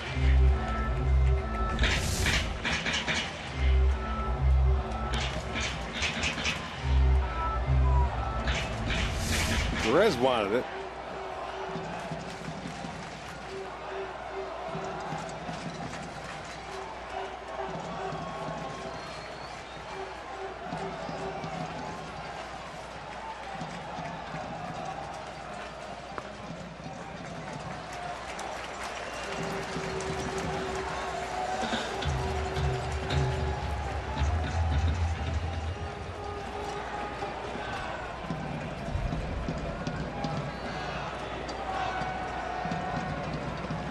Terry Francona and Mickey Callaway talking it over down there. I mean, Bauer was just breezing, and then all of a sudden, the back-to-back walks, and Oakland has a chance.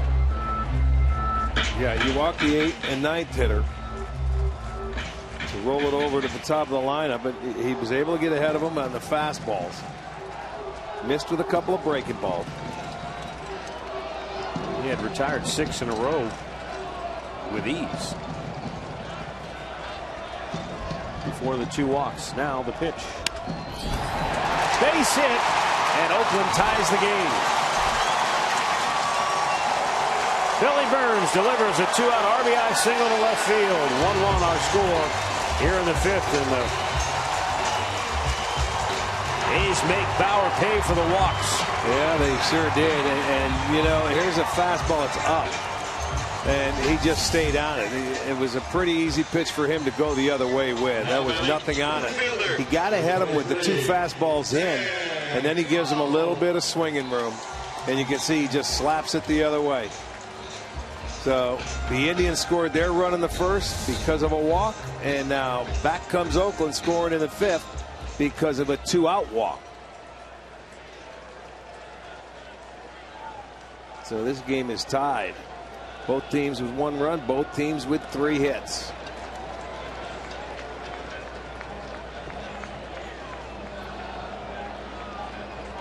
Well, that'll get the Tribe bullpen going.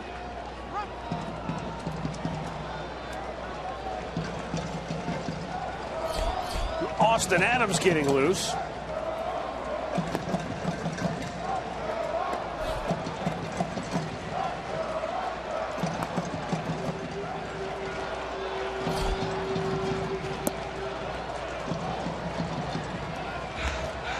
Sam Fuld 0 for 2 on the day, and now he's in the hole 0-2 in this at bat.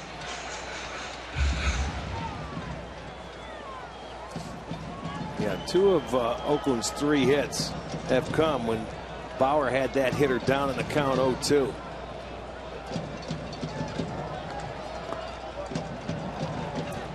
Tried to go the same route with Fuld that he did with Burns. He had him 0-2 and he bounced that breaking ball. Burns almost chased after it. But the fact that he was able to hold up proved costly, because later in the AB got the fastball and then lined it to left to tie the game.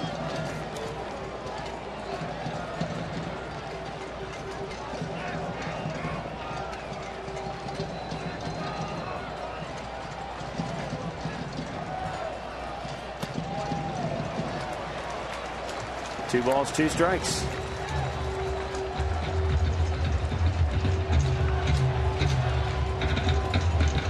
Puzzling this game. You're rolling along. Everything's going right. If I'm not mistaken, his problem inning has been the 4th inning on the year for Trevor Bauer for whatever reason. But he got through that one easily today, and now it's the 5th. I'm glad you brought that up, because I made that point earlier and I never got back to it. But in his first 45 pitches of a game this year, the opposition is hitting 205 against him. But he gets beyond 45 pitches, and all of a sudden that number goes up to 348 against him. Okay. Well, it hasn't been the hits, the average per se here. It's just the walks. In this inning, set it up at the bottom part of the lineup, which really hurts. Wow, he shot for the strikeout with a fastball and didn't get the call. Now the count is full, so the runners will be off. Just a little upstairs, and they tried to pull it inside.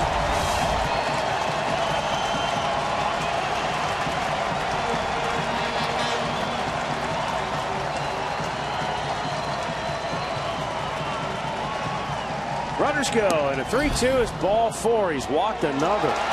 3 walks in the inning, and the bases are loaded. And I don't know if something happened to Josh Reddick, but Mark Canha is coming to the plate.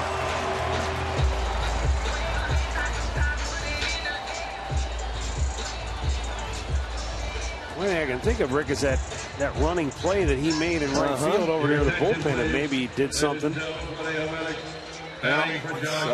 We do not know. I wouldn't think he'd be pinch hitting for Reddick. He's been one of their better hitters. No doubt. If not their best.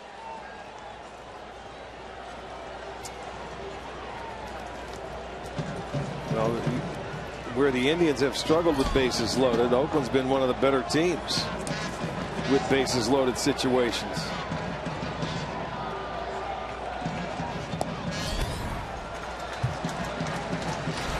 Mark Canha, the rookie, is 0 for 10 as a pinch hitter.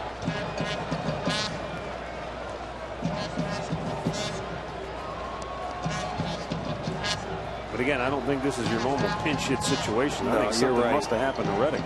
They're Oakland hitting .337, 5 homers and 81 ribbies with the bases loaded. Yeah. No. Well, Trevor Bauer digging a hole for himself because of the command, the fastball command in this inning. And it's unbelievable because he had the first 2 outs. Then a walk had the hitter down 0-2. Gave up a base hit, another walk. And he's going to have to pitch his way out of trouble. Mark Canha 1 for 3 on the year with the bases loaded. One of those hits was a 2-out deal. Strike called. Get it. 2-out bases clearing double. Where Sonny Gray had that inning was the first inning, where he had his control issues. He gave up a base hit, and the Indians got the sacrifice fly to score their run. It's the 5th here for Trevor Bauer.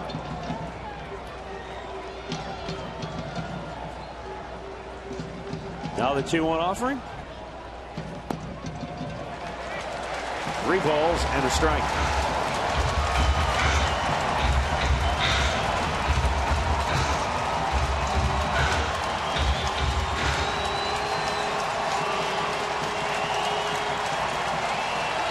Giving these fans something to cheer about. They want to see a base knock. They are getting up, getting on their feet here. 3-1 count.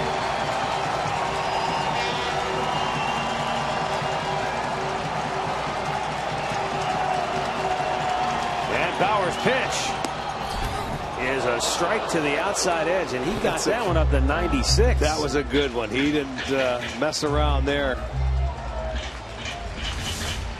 Yeah, there was a little something extra on that one. That's a great pitch. 3-1. He let it fly, too.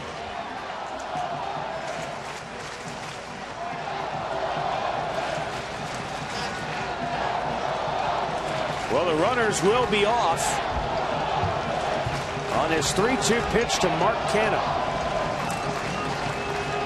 Pinch hitting with the bases loaded and 2 down. Popped him up.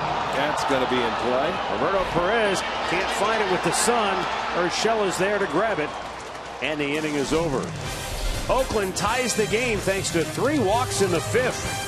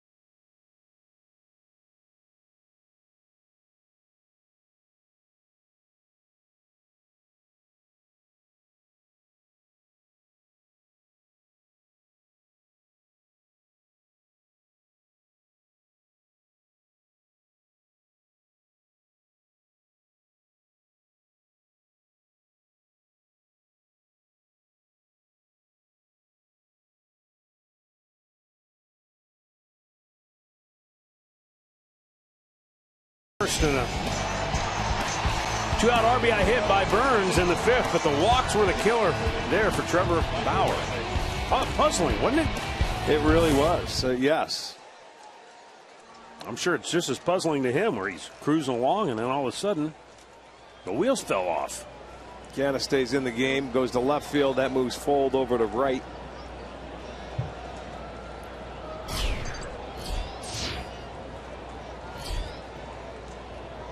For Cleveland, Brantley, Santana, and Sands due up. Michael walked in the 1st, struck out in the 3rd, and takes low. Nope, right there at the knees, a strike.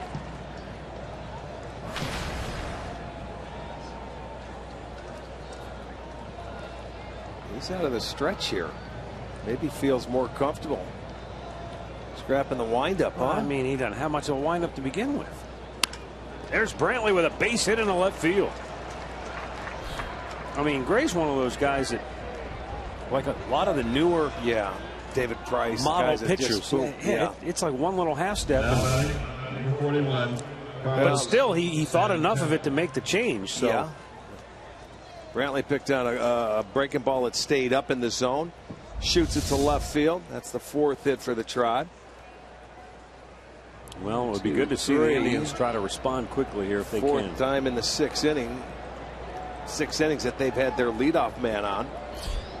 So this is the time. Strike back quickly.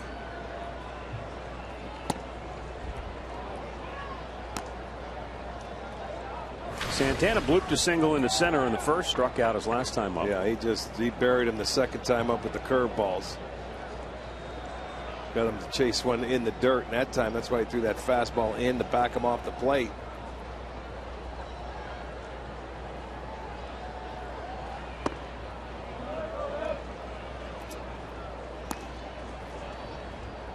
Season tickets offer the best perks, including savings and access to Tribe Rewards. Today's Tribe Rewards TV code is Santana. Visit Indians.com for the details.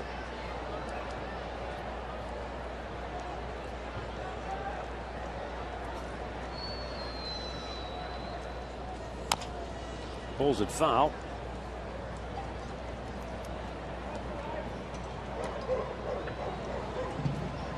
I guess, Rick, the one thing you really notice when you get a chance to watch Sonny Gray pitch is that he keeps the ball down so well. You don't see many guys get pitches that they can elevate and do any damage. Yeah, that's why he's so good against left-handed hitters. I mean, left-handers you think would like the ball down. I think Santana helped him a little bit there in a 2-0 count. He has 2 double play balls on the day, both off the bats of left-handers, both in the same spot, right back up the middle. Might have another one here. Brantley in a rundown. Yes, he does. He's tagged out. Tell you what, it was very close to interference. Terry Francona's coming out to try and argue the point. If there was contact made, then they would have ruled him safe. Brantley would have been able to stay on the base, but I think he went out and asked Sandy Alomar, and Sandy said no, there was no contact. It was close. Watch. Fair ball. Okay. I think it's Ike Davis. Watch Ike Davis, the first baseman. Yeah, he just did get out of the way. Yeah, that's when you're a base runner, that's sometimes what you look for, is that guy that's going to be around you and force contact, even if you have to go out of your way. This is a better angle. Let's get a look at where Davis is. He was running to the inside. He's got to get out of the way. Yeah, he did. But that's where Brantley, if he was looking heads up, he could have ran and maybe grabbed him. That just came into play in Cleveland against Kansas City. It was Michael Bourne who was run into by a Royals defender. Stockus tried to jump over him and ended up scraping him.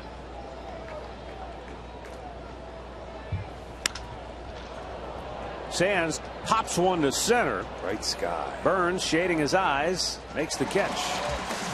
And the Indians get their leadoff man aboard, but Raleigh fizzles in a hurry.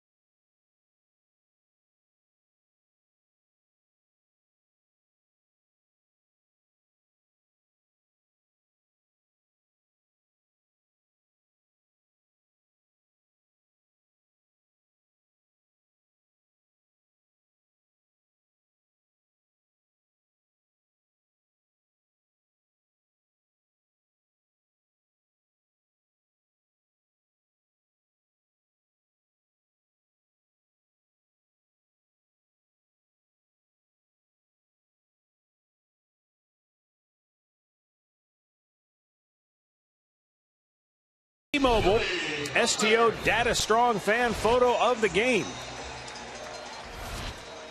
Megan at Michaels has a stranglehold on that position right now. And you can be part of the program. Just tweet your strong fan photo to the hashtag STO Data Strong fan for a chance to have your picture shown during our telecast. Here's Billy Butler taking a called strike. He's 1 out of 2 today. Singled in the second, fly to right in the fourth.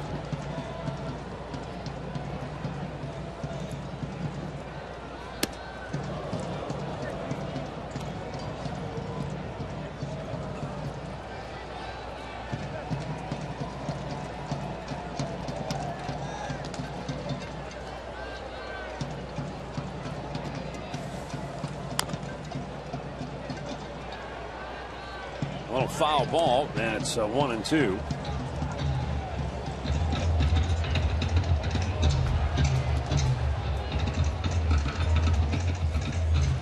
With double barrel action in the bullpen, you have to imagine the leash now very short for Bauer, although he's almost at the 100 pitch mark anyway. Threw it by him, strikes him out. Third K for Bauer, 1 down here in the 6th.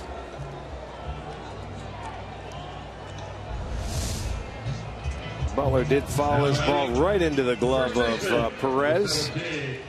Little slider, so he'll go down as out number 1.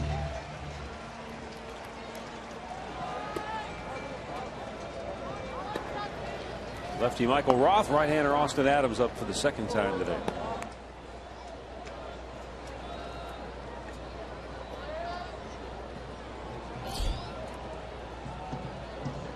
Ike Davis has fly to left, grounded to short.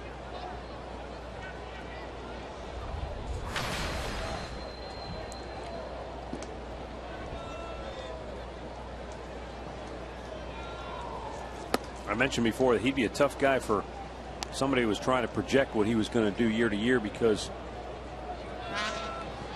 he had that rookie year with the Mets. He hit 19 homers, drove in 71. The next year, next year he was hurt, but the next full season he played, his batting average dipped to just 227, but he hit 32 bombs, drove in 90. The very next year he hit 9 home runs. How do you go from 32 home runs down to just 9? Good question.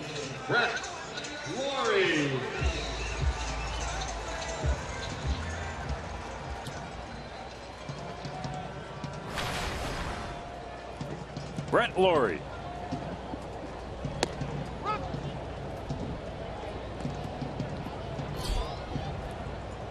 Trevor's been able to find his spot up and away that he's been able to get him to swing through a couple of times today. See if he tries to shoot for that spot with 2 strikes on him, down 0-2. Brett Laurie, you made mention of his eye black. Yeah.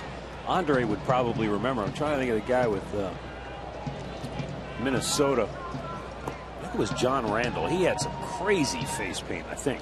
Oh, yeah, during the games. Well, that's a lot of it. It may be bright down there. We got to check and see if Andre has his on today. He may have it. Swing and a miss. Laurie down on strikes, and Trevor Bauer, whatever happened in the 5th inning, he left it in the 5th, because he comes out in the 6th. 1, 2, 3, couple of strikeouts. We stay tied at 1.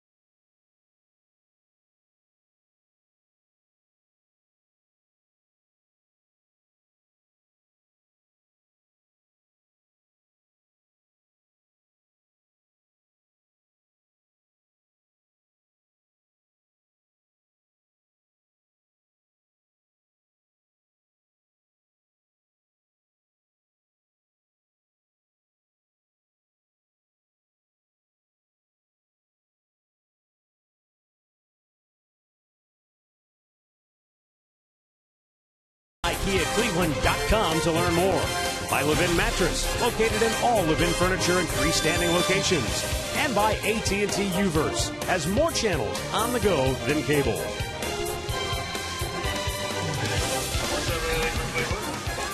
And a tight finish, but Eck nudges Ricky Henderson for the W today in the big head race. Eck couldn't have beat Ricky Henderson in a foot race from his locker to the next locker over. Not many people could. No, that's a good point. Rick, when you saw him as a rookie, did you envision the kind of impact he would have on the game as a leadoff hitter? No, not at all.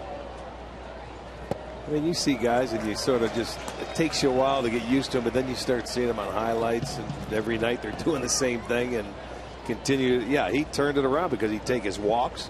He was the all-time best base stealer, and he had power. He could give you a 1-0 lead with a swing of the bat at the start of the game.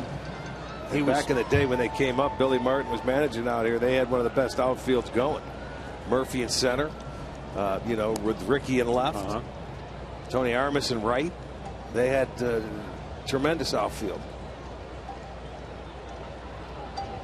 And he played a long time with a lot of different teams. Oh, boy. He's one of those guys, you saw him at the end of his career, and physically, he still looked better than most of the guys who were in their 20s. You know, the amazing thing is, as many bases as he stole, he would go head first.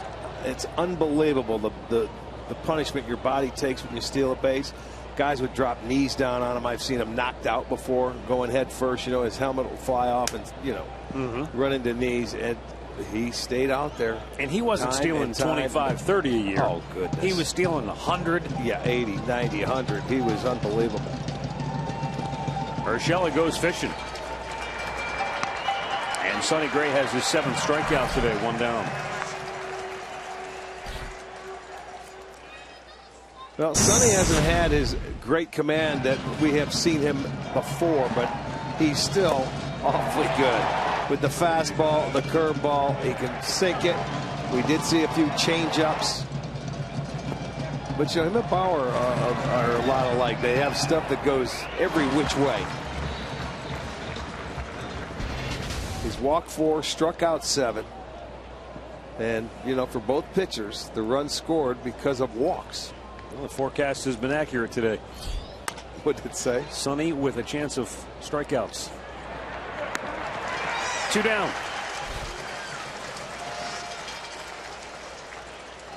Let's go now to Al Pulaski with a Mazda game break. Now batting, number 24, Michael Bourne.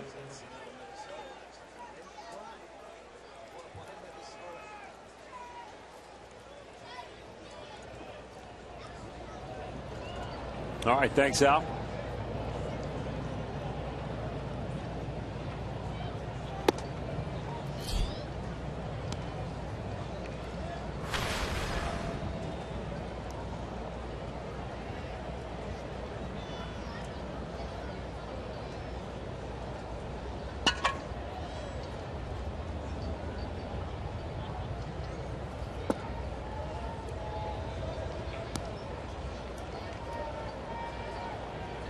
I'll tell you who doesn't appear to be going away is the Houston Astros. Yeah, right. They won again today, so they're now 60-46 on the year. Angels have lost 5 in a row, and they're losing right now at home, on the road to the Dodgers. If the Dodgers hang on and win, that would send the Angels to a 6th straight loss and drop them 4 games off the pace. No, I think we've decided a long time Houston's not going anywhere. They're a pretty solid team. Play good defense. Bourne pops it to center. Burns fighting the sun, makes the catch. Indians go in order. Stretch time in Oakland, tied at 1. Seventh inning stretch brought to you by Spitzer Auto World.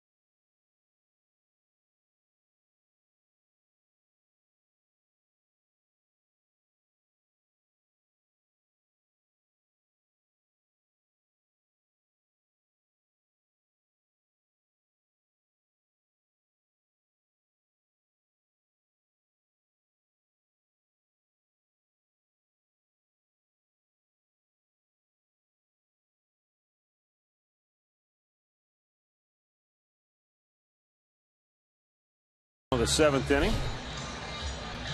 And for Oakland, the bottom third of their order due up. Trevor Bauer back out. Over 100 pitches on the day. Zach McAllister warming in the Cleveland bullpen.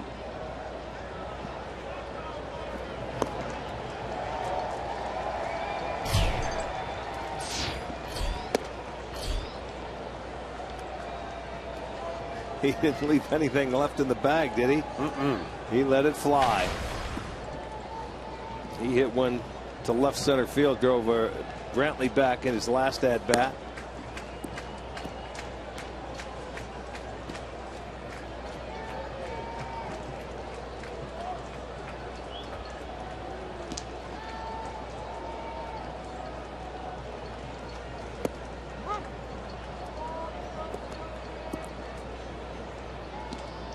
Fegley was rung up in the second inning before he fly to deep left in the fifth, and now he's behind 1-2. And he waves at a ball in the dirt, and he says, I'll just take my bat and go back to the dugout. Tomorrow night, the Indians head to SoCal to take on Mike Trout, Albert Pujols, and the Los Angeles Angels. Corey Kluber, Garrett Richards is the matchup tomorrow night. Our coverage begins at 9:30 Eastern with Indians Live, followed by the first pitch at 10 right here on Sports Time Ohio. Might be a really surly bunch in Anaheim when we get there. That'll be the first time playing the Angels this year. You know, it's weird, Rick. I was thinking, it's our last team in the West. Looking at the scores earlier today and watching some highlights, we still haven't seen the Yankees or the Red Sox. Right. Isn't that weird? Yes, it is. And the we're in Angels. August? Yeah. We'll play everybody now in the West as of tomorrow. But you're right, Boston, New York have not had a chance. The Yankees will stop by on our next homestand after Minnesota leaves town.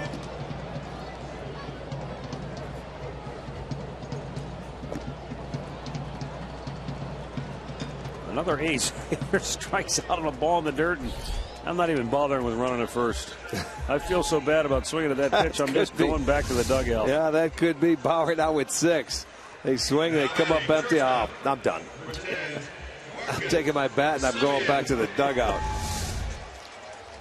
It's just, I know the best way to say it is it's baseball, but it's just puzzling Trevor Bauer was mowing fifth. him down and just suddenly lost it. Walked back-to-back hitters, gave up a 2-out RBI knock. Yeah, walked another to load him up, then got out of the inning, and it's like he snapped right back into place He again. walked 3 out of 4 and then comes back and strikes out 4 out of his last 5. It is crazy.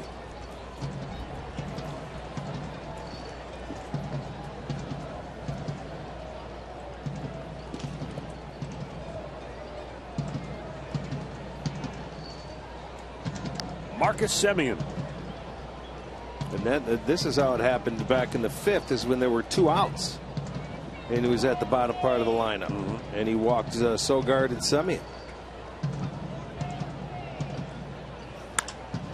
That's drilled to the gap, and Bourne will cut it off.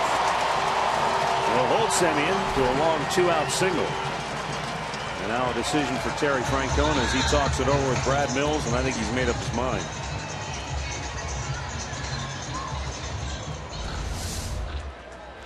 Well, when that ball left the bat, I thought it was going to be in the gap, maybe for extra bases, but they're playing a little bit deeper. Bourne cuts it off, gets it in. Bauer's afternoon will be over. Looks like McAllister coming in. So our Cleveland Clinic call to the bullpen is for the right-hander Zach McAllister as Bauer departs in a 1-1 ball game here in the bottom of the 7th.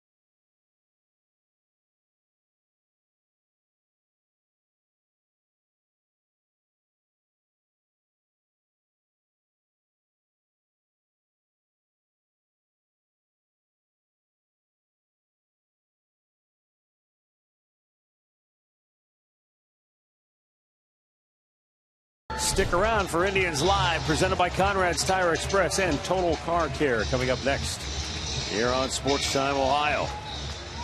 With 2 outs and a runner at first base, Billy Burns will be the batter. Zach McAllister.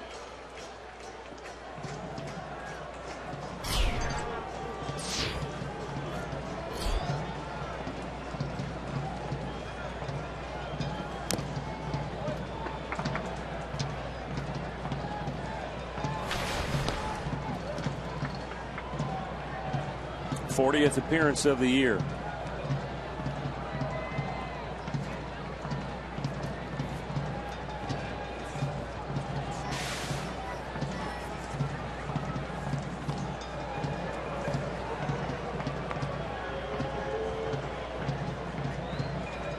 For McAllister, his last 17 games, he's pitched 16 2/3 innings. And he's given up just 2 earned runs, 5 walks, 24 strikeouts. Bullseye with a fastball. And the count is 0-2. Well, that's where Trevor Bauer was able to get ahead of this guy. He got the hit on a pitch away, so maybe he could pound him in and just keep it there. Inside part of the plate. He didn't like it. 0-2. See if they send Semien. Good boy. Go right back in there. Sometimes when you have that ninth man on, you may take a chance with your leadoff hitter hitting in case if he makes it, great. If he's thrown out, you've got your leadoff man for the next inning.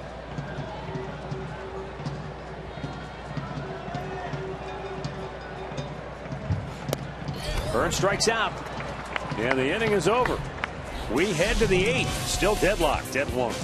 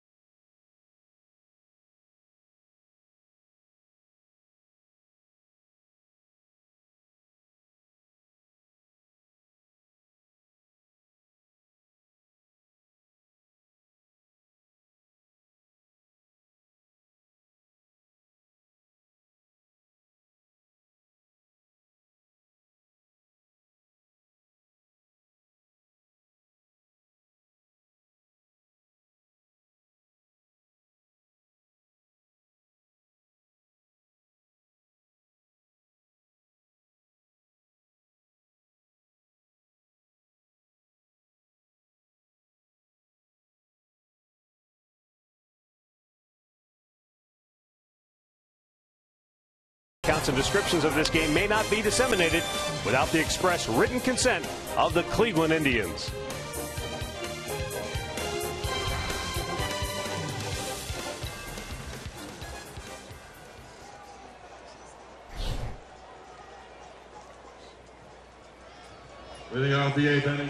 All right, we go to the 8th inning, and Dan Otero is on for Oakland. Sonny Gray went 7 innings, gave up just 1 run. So he's now pitched 4 times against the Indians, 28 innings logged, and he's allowed 2 runs. 2 stinking runs. Yeah.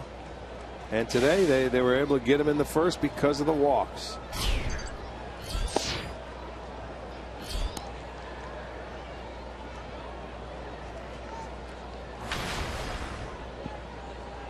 Well, maybe a good sign. He's out of there. Still got some game left, so the Indians got to find a way to score. Slowly chopped to third. Laurie unloads in a hurry, and he gets Aviles 1 down.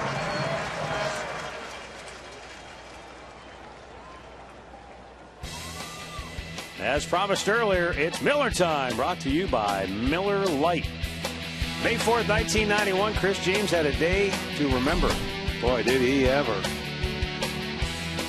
9 RBIs. A couple of homers there, and he just, there's AB. Yeah, Chris James, you remember that game. Boy, that was it. One guy, huh? I guess so. Time out for a pitching change.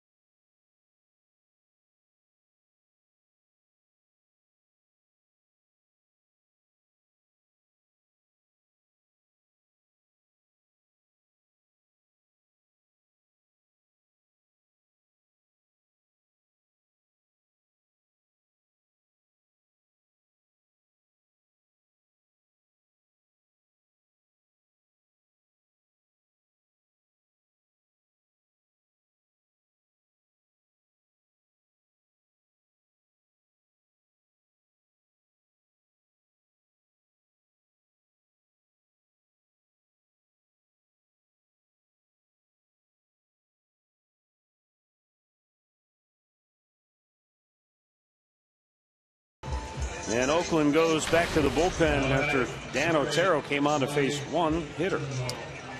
Yeah, Fernando Abad, 40th time.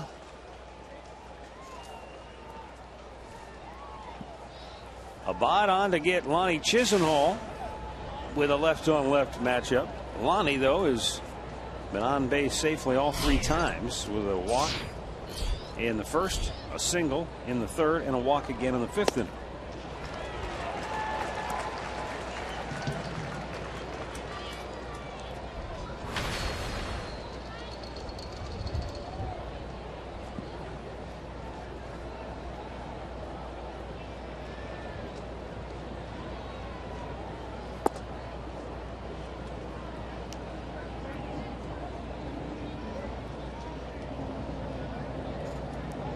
Outfield pretty deep.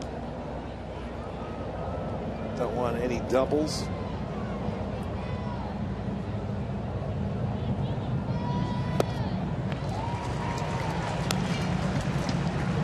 One ball, 2 strikes.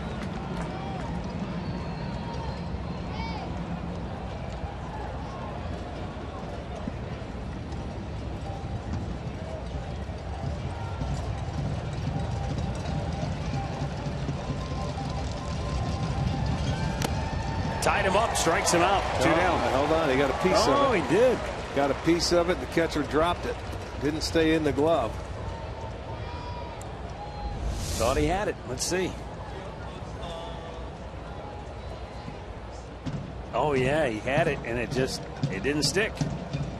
Abad thought he had the strikeout. He was turning and walking away, but now he's got it. 2 down.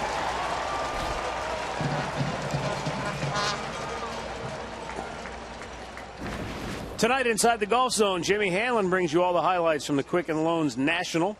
And he'll preview next weekend's Bridgestone Invitational at Firestone down in Akron. Golf Zone tees off at 8 on Sports Time Ohio.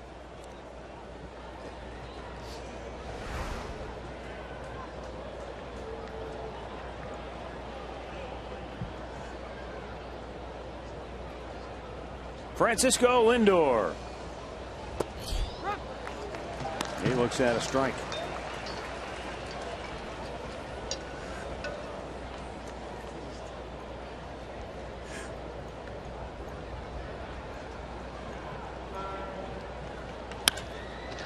Right at the shortstop, Semien.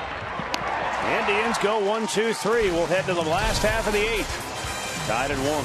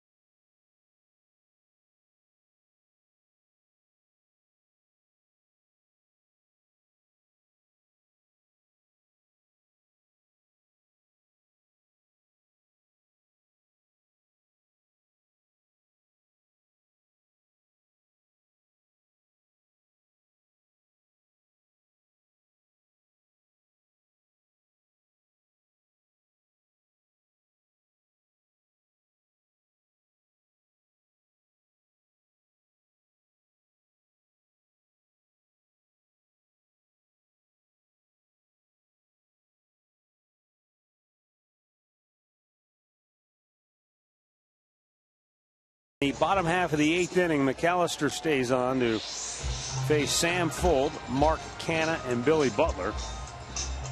Brian Shaw warming in the bullpen if needed.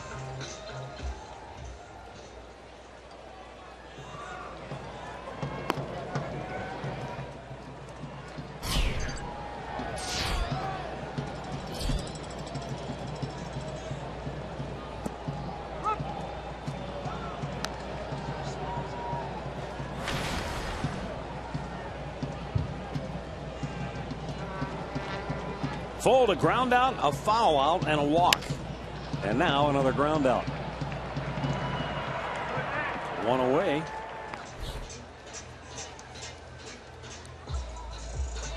Tonight, catch Fox Sports Live on Fox Sports 1 for complete highlights and analysis of everything that happened in Major League Baseball, plus the latest from NFL training camps and the world of sports in general. Fox Sports Live tonight on Fox Sports 1 and streaming live on Fox Sports Go.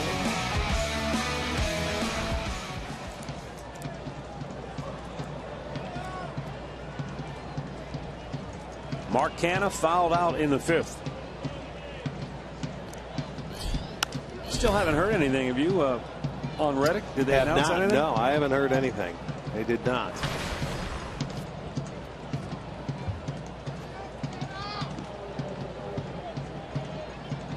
Now we receive word that it was a lower back issue that forced Reddick from the game. High pop-up, foul ground. Jerry Sands makes the catch. 2 down.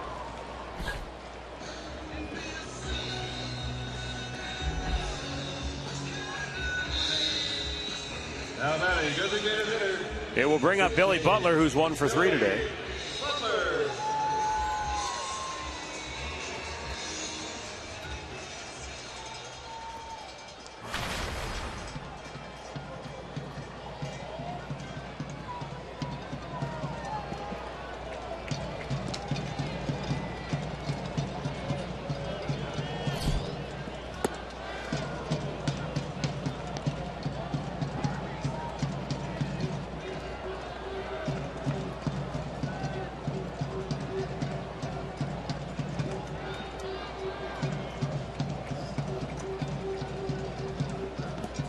Ball's in the dirt.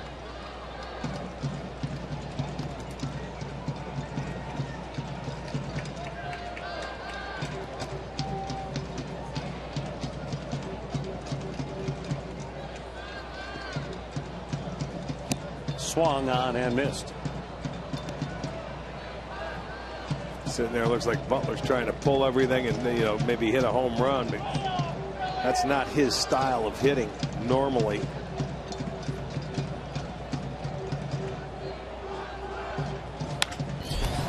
Hit well to right field, but back is Lonnie Chisenhall to make the over-the-shoulder catch. And a 1-2-3 8th inning for Zach McAllister.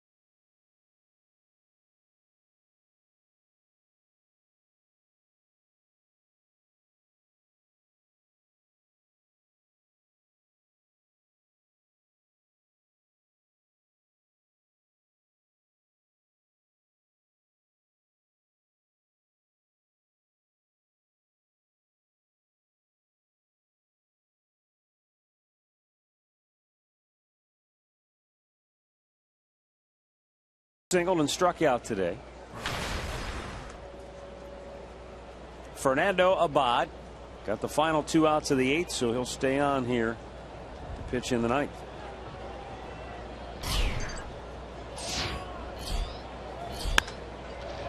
Brantley sends a high drive deep right center field. Fold converges with Burns, and Fold makes the catch just shy of the track. Well, Michael gave it a ride and thought maybe it had a chance. On a day game, you get a little more carry out here. Now batting, number 41. But not quite enough. Santana. Oh, he left one on the inner part of the plate, too. Well, he put a good swing on it. Back into right center, but out at the track.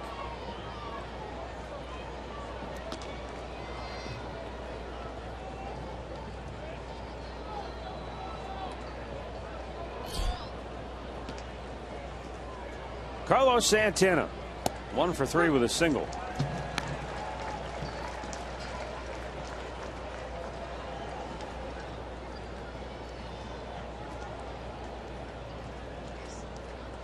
Edward Mujica in the Oakland bullpen. Santana pops one out of play. And the count quickly 0-2.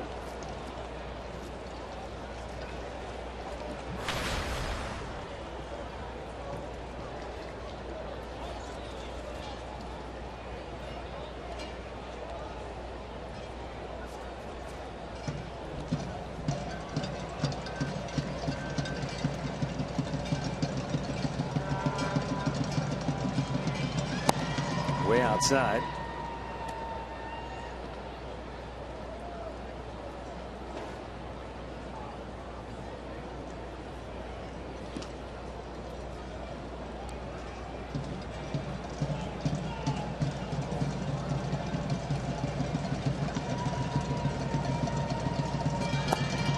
Strike 3 called. Santana rung up. 2 down. He paints the outside corner at the knees with a fastball, and Santana just could not react. And Bob Melvin's going to make a move now after Fernando Abad retired all 4 batters that he faced. He wants the right-hander now to come on to face Jerry Sands. We've got a timeout in the 9th.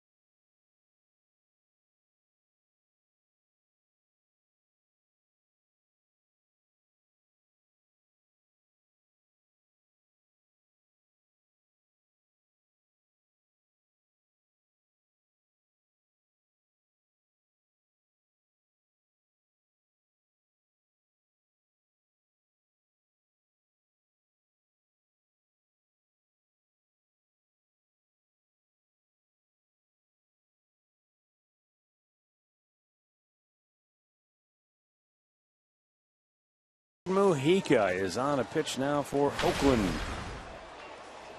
3rd straight game he's been into. He has not fared well against Cleveland in his career, though he did pitch a scoreless inning last night. Jerry Sands drove in the Tribe's only run with a sac fly to deep center back in the first inning.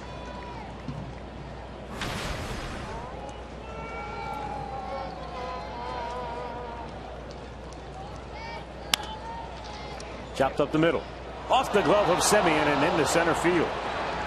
So Jerry Sands is aboard with 2 outs. Well, that's something we haven't seen today. Both teams before this, every game have made an error.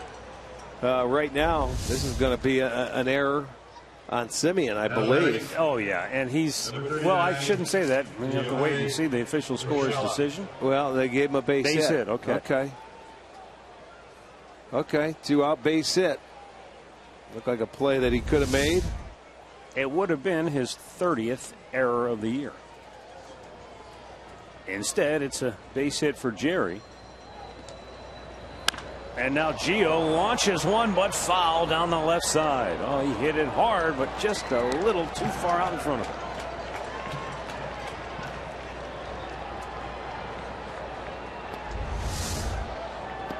Tried to run one inside, and it stayed right there. He had a good pitch to hit. Good pitch to hit. Just turned on it a little too quick.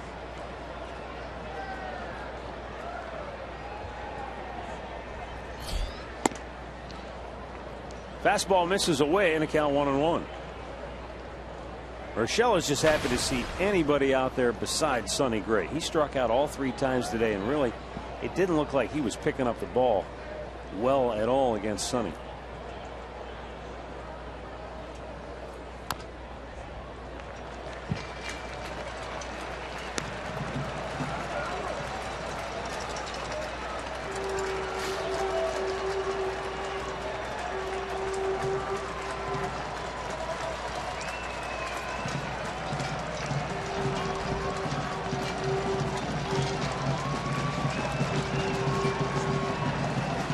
With a 1-2 and a foul back.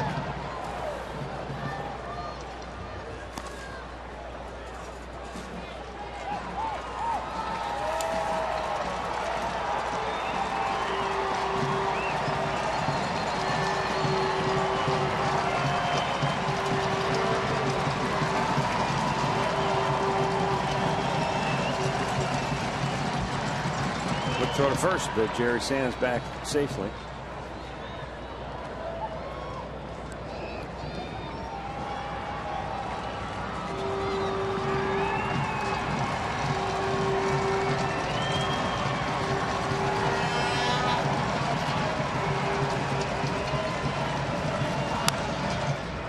Bounce to third, kicked off the glove of Laurie. He recovers and throws him out. Well, I'll tell you what, heck of a play by Laurie to stay with it. I didn't think after the ricochet he had enough time to get him, but he stays with it, makes a perfect throw, and the inning is over. Great recovery.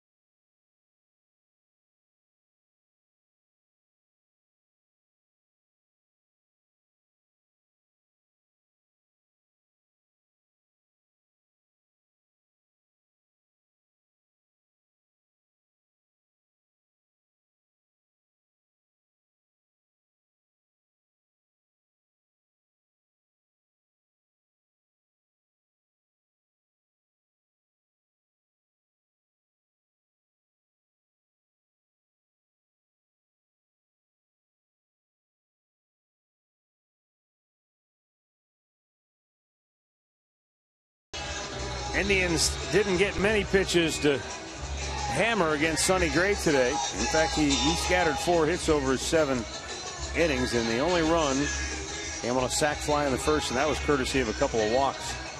Trevor Bauer was very good. He had one weird hiccup in the middle of the game where he walked back-to-back hitters with 2 outs, gave up an RBI hit, then walked another batter to load the bases, but got out of it, and that's been it for Oakland offensively. So that's why we're 1-1 in the bottom of the 9th as Brian Shaw makes his 45th appearance of the year. He's coming on. He'll be facing Davis, Laurie, and Fegley. And Laurie hung with that ball after he didn't pick it cleanly. He made a play like that in Cleveland against us too when they were there. Same type of play where you had to charge it, didn't field it, but got it on the first hop and throws the guy out at first.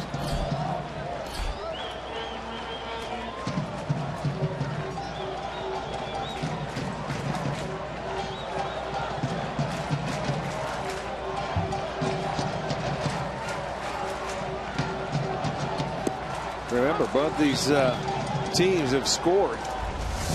There you go. You see a look. He's charging. He couldn't lay back on it. He gets it right after that first hop and on the run. Makes that throw just to get Urshela. Pulled foul.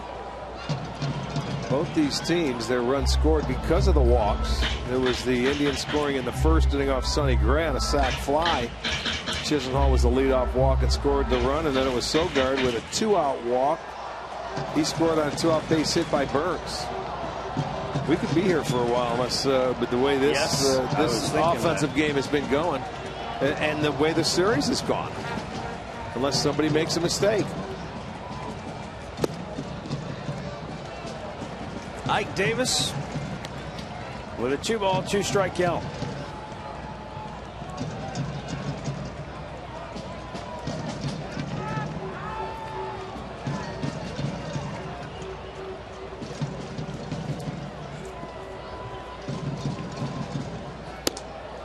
And Shaw blows him away to start the inning. Ryan Shaw has only given up 2 runs in his last 15 innings of work. That pitch up above the belt, he helps him out when you can't catch up to. So first out comes as a strikeout.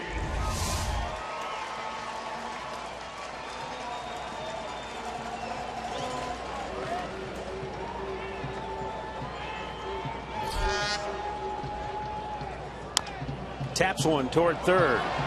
Shaw, bare hand grab, throw up the line. And he is safe at first base. I'll tell you, that Jerry Sands did a heck of a job to keep his foot on. He almost made that play. Well, he had to come off the bag, but I'm glad he did, because that ball, if it gets by him, man, there's that extra foul territory. Aviles did a beautiful job to back up. Shaw made a nice play, but the throw was a little wide. Watch, he comes off the bag.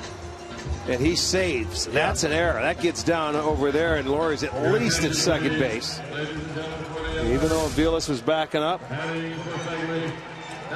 That'll go as an infield single. Going to get a pinch hitter here for Josh Fegley, and it's going to be Stephen Vogt. He's the A's masher, but boy, he has been struggling. A woeful slump of late.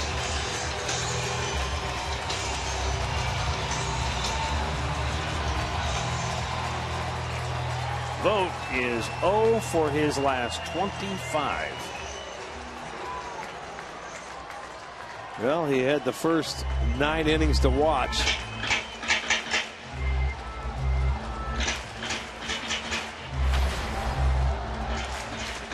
With that slump, though, keep in mind that this All-Star is tied for the league lead in RBIs from the 7th inning on. So he can smell a clutch situation.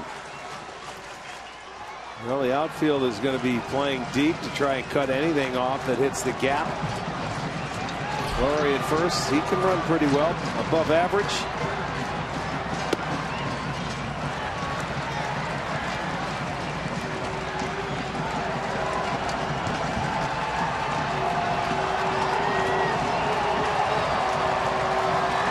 One for 6, 5 walks. As a pinch hitter this year, 3 punch outs. can see that too, Rick, in that if you're facing Vogt as a pinch hitter, chances are it's in a pretty key situation. Yeah. And because of the lack of power in this lineup, they probably just pitch around him if they can. Yeah. Fouls one back, 2-1. And a guy that's in a slump like he is, you don't want to give him too much credit right there. 2-0 count, then you have to groove one for him.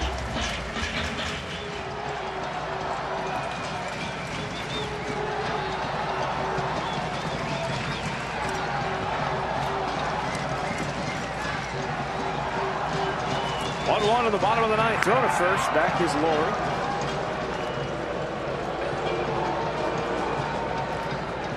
He's grounded into 8 double play balls this year, and that's exactly what the Indians could use. Hit it at one of your infielders.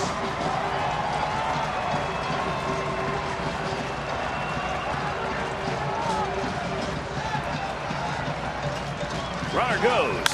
And if the ball hit hard to first, Sands will take the out at first. And the winning run is in scoring position with 2 down.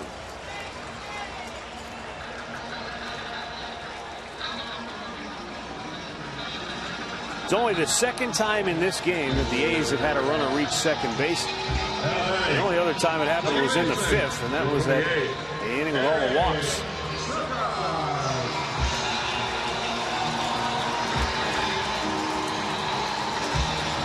The only time the Indians have had a runner reach second base was in the 1st inning, and that was because of the walks.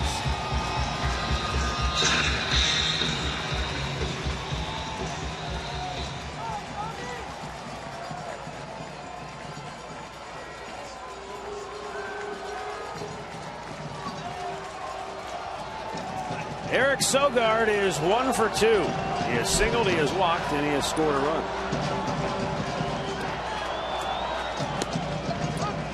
Shaw goes right at him, gets a quick strike.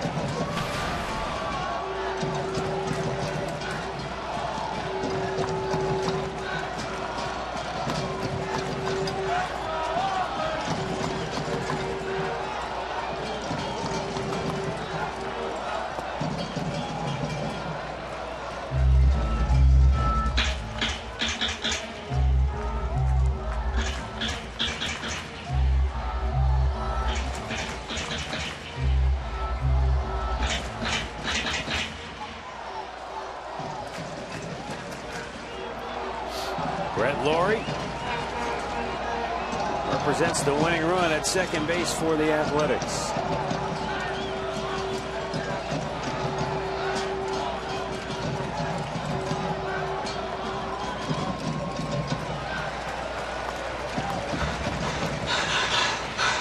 Brantley guards the line and left. Bourne over, shading him towards left and center field. And even Chisenhall in right is well off the line. He's probably a good 90 to 100 feet off the line in right field. No, he shouldn't pull Shaw.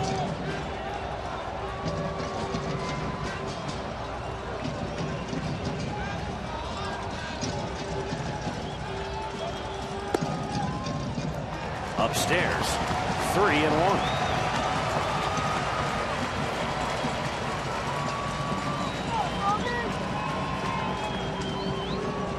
Marcus Semien waits on deck. He's the number 9 hitter.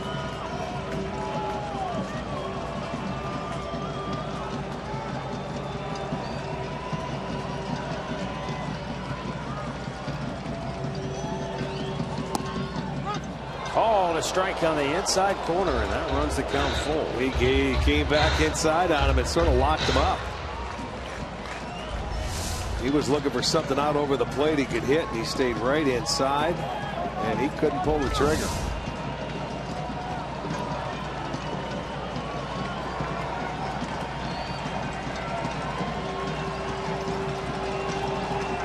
And now the payoff pitch.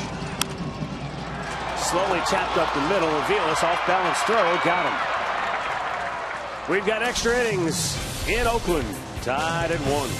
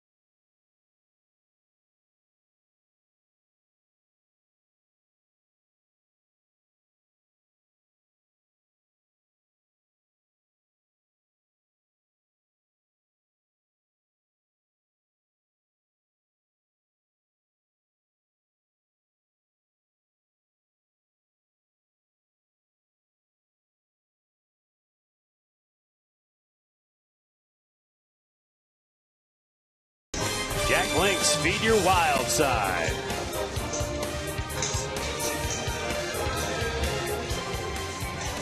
Well, we head to the 10th inning here at the Coliseum in Oakland. And the Indians will have the bottom third of the order coming up. New pitcher for the A's is right-hander Fernando Rodriguez. Sitting on the top of the 10th inning for Cleveland, number 55, Roberto Perez. Well, dire straits to get us going on the 10th. Oh, yeah.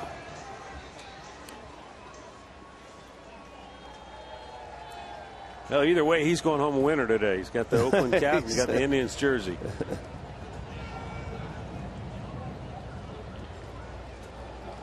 Right now, Roberto Perez would like to make that young man happy with a big hit to start the bottom, or start the top of this 10th inning. He had a base hit to start the 2nd inning, but he was erased on a double play. He walked with 2 outs in the 4th and then grounded out his last time up. This is the 6th time the Indians have been in extra innings this year. They're 3-2. It's the 10th time for the A's. They are 3-6.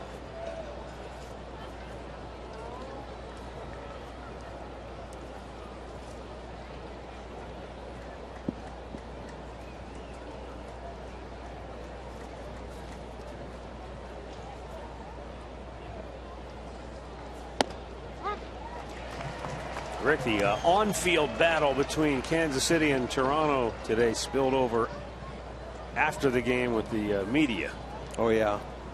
Hard feelings between the Royals and Blue Jays after Josh Donaldson was hit by a pitch. And then Jim Wolf warned both benches after it happened. And they threw up and into him a couple more times in the game and no ejection. And that really ticked off Donaldson. John Gibbons, the Toronto Blue Jays manager, came out. He got into it with home plate umpire Jim Wolf, and he was ejected.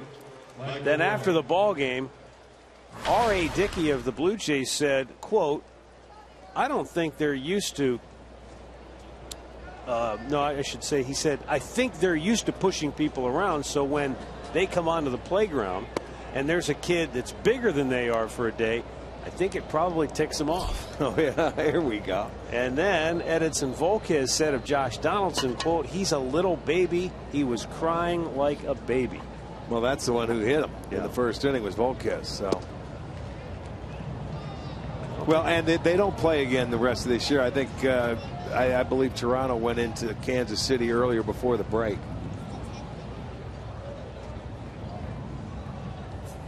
.2-0 pitch missed outside. Josh Donaldson after the game said of Jim Wolf, the home plate umpire, I don't think he made a lot of the right decisions today.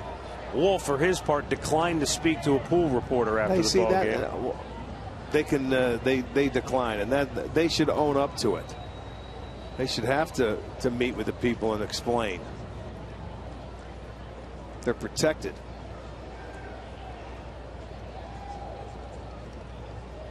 .3-0 pitch coming to Bourne. He finds the strike zone. Volquez all but admitted he threw at Donaldson because he said after the game he just kept on a roll.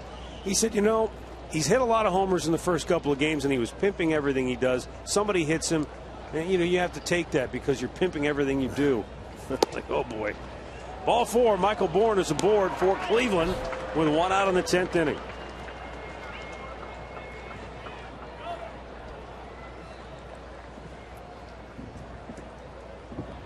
Now let's see what kind of feel Michael Bourne has for the delivery of Fernando Rodriguez, if he can get some kind of jump. Now Stephen Vogt is behind the plate. Josh Fegley started this game, but he was lifted for Vogt when he pinch hit in the 9th. Bourne not running, and Aviles takes a strike.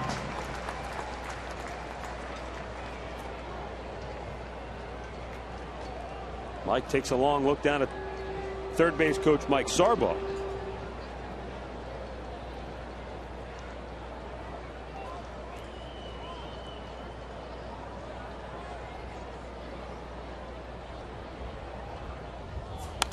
And a foul back to the screen. Pretty quick to home plate with the delivery from Rodriguez. Wow, look at Mike in extra frames this year. Perfect 3 for 3.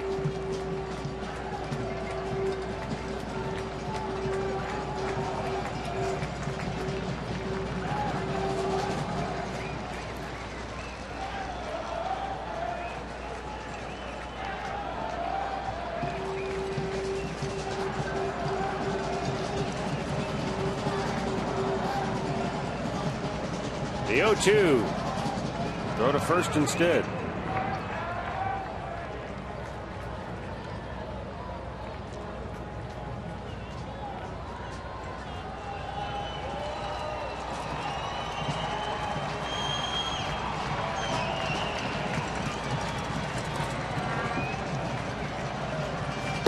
In tight. Each team with 1 run, each team with 5 hits.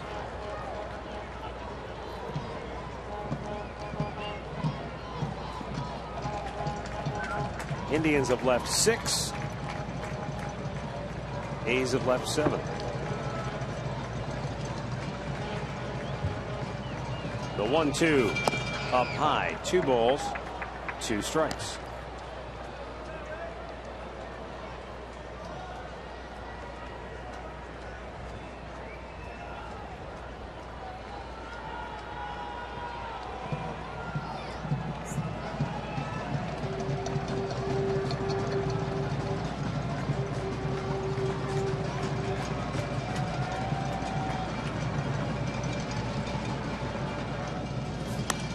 Mike fouls one back out of play.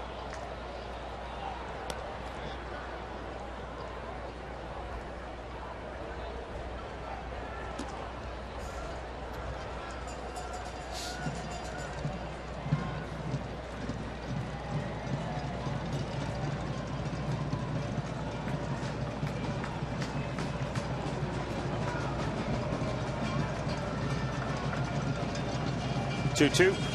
And again, it's fouled back. He's hanging in there, battling. He's down on the count 0-2. I recounted, and the Indians have left 5. Forgot they had a double play that one inning. Actually had double plays in back-to-back innings in the 5th and 6th. 3 in all. Yeah, 3 for the game. Yes, they do.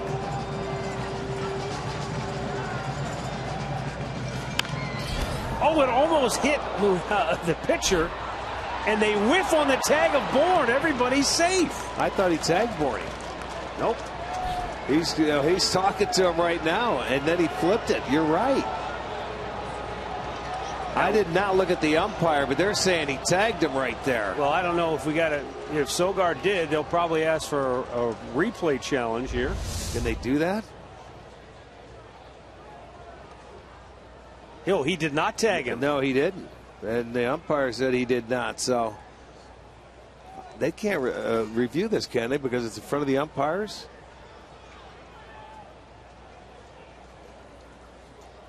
I don't think he tagged him. No, I would agree with you. And the umpire made the right call. He's saying he didn't tag him. Melvin out there wants to see if one of the umpires, he can get help. But this could be a very big break for the Indians. I would imagine this certainly has to be a reviewable play, just like it would be on a tag play when a guy steals second. Okay. Now, was he saying he went out of the baseline, maybe? I think that's probably his best argument. Because he can't reach second base by the time he gets to the bag. So they're gonna. Let's see. They're gonna talk amongst the umpires first here. Now I'm not sure if you can use instant replay to challenge if he went out of the baseline or not. That's one I'm not sure we ever really talked about. You're right. We haven't. But they're going over it right now. Jerry Davis, the crew chief, and it looks like it right here as he avoids a tag.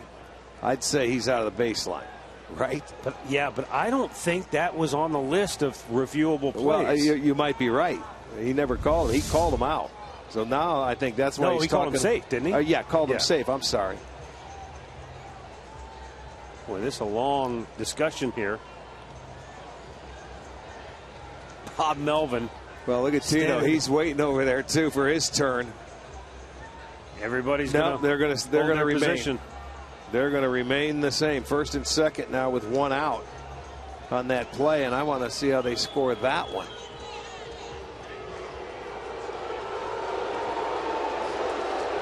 They're going to give Aviles a base hit.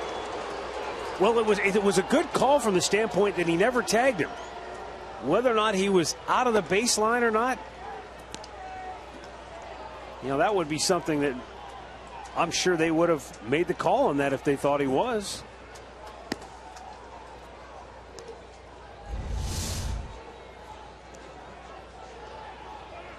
Yeah, he never tagged him. Now batting, number 8, Lonnie Chisenhall. And obviously, Bourne didn't go far enough out of the baseline to avoid being tagged. Now, by the end of the play, he was way out of the baseline. Right, but to get around him. But get around the tag, I don't think he was that far off. Okay, so we've got a base hit now.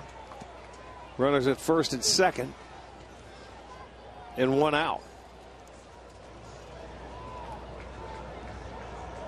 Lonnie Chisenhall has walked twice. He has singled, struck out his last time up. But boy, he's up in a key spot here.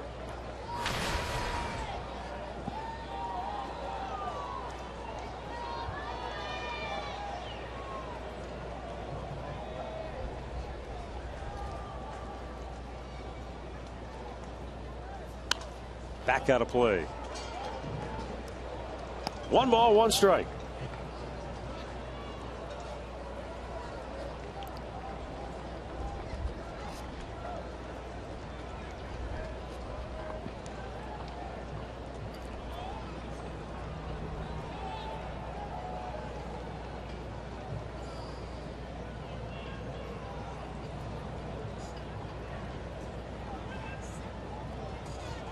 We did do some research on that, just a real quick check.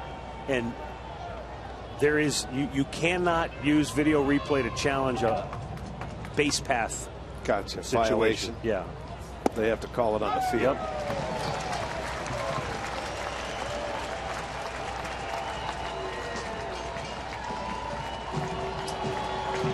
Well, he's got Chisenhall down to the count. 1 ball, 2 strikes. Francisco Lindor waits on deck.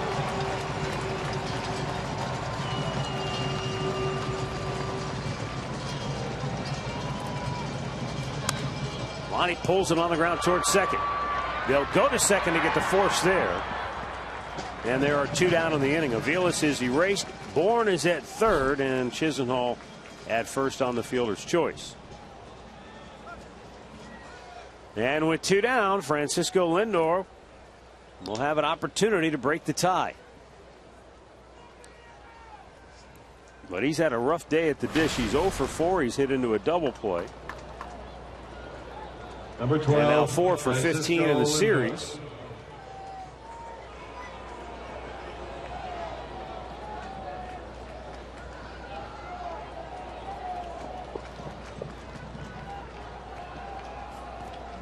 Ball gets away. Down to second goes Chisenhall. Well, that is good there. Just take off. They weren't going to throw through anyway. I wanted them to run on the pitch. First and third, I didn't think they would have thrown through. That ball ricochets off Vogt. Not far enough where Bourne could do anything. The wild pitch for Rodriguez. Base hit could mean 2.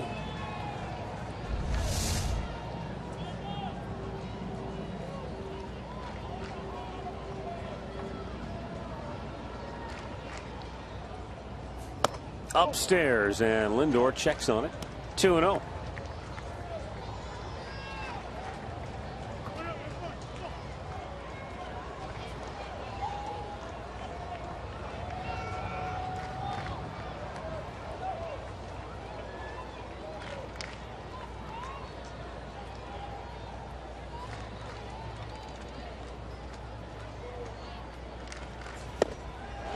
Francisco with a big swing on a 2-0 pitch. Came up empty. I'm not sure it was a strike, Rick. Well, it may not have been, but you just need, you need a base hit. That was a really big swing for this situation. You're just trying to get a line drive base hit. Stay short, quick to the baseball. back out of play.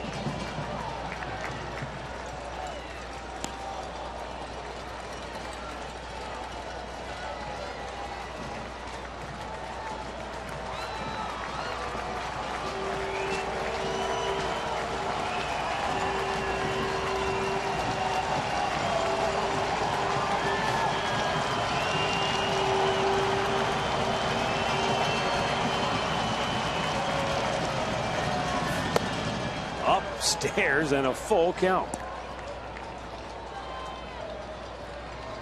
Well, you got Brantley lurking on deck.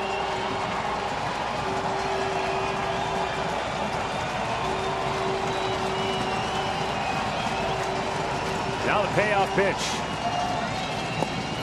He strikes him out. Indians strand a pair. Will go to the bottom of the 10th. Tied at 1.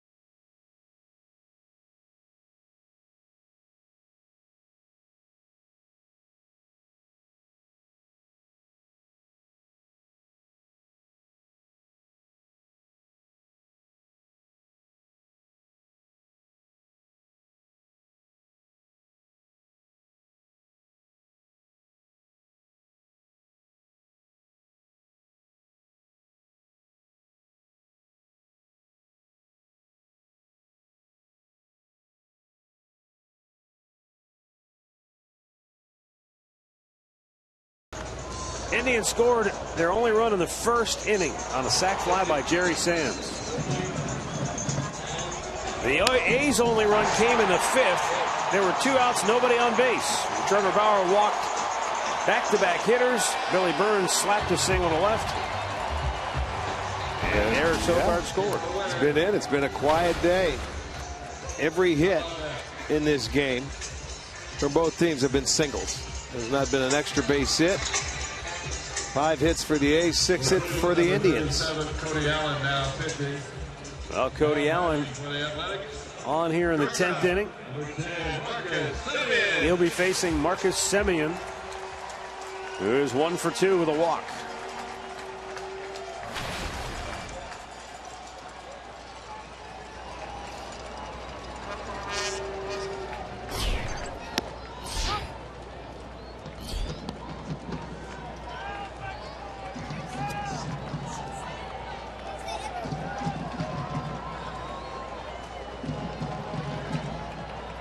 Semien pops it up, and that's in the foul territory.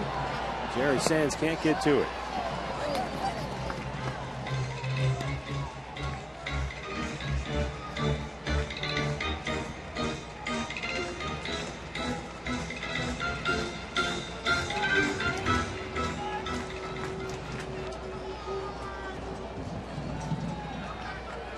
They might be headed for extra innings down the coast in L.A. 3-3 Angels Dodgers in the ninth.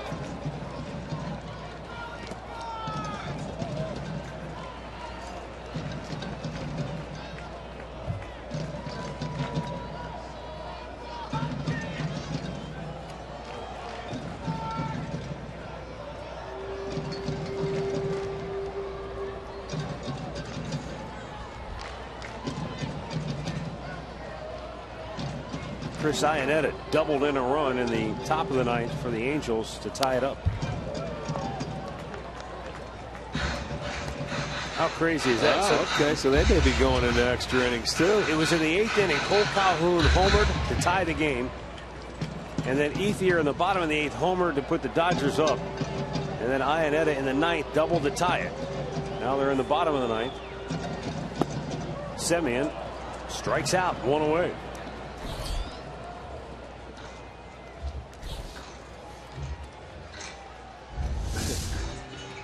Well, you're going to see a good curveball from Cody Allen to get the strikeout, out number 1. It'll be our McDonald's. I'm loving it.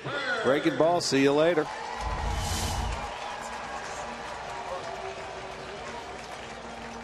Billy Burns. He drove in the A's only run in the 5th. Oh, how did he get out of the way of that? They've been pitching him inside a lot today.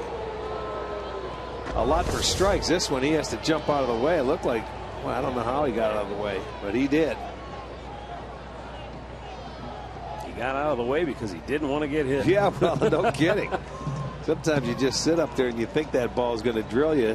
He was able to get out of the way.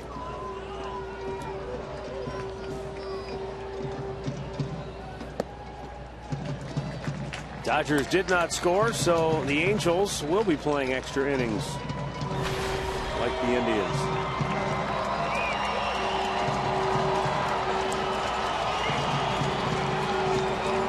Cody Allen rocks and fires. And Burns pops it back out of play.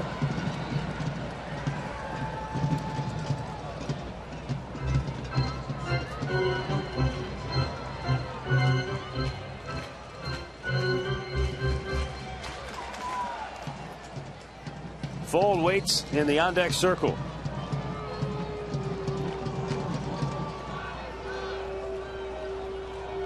Cody's 2-1.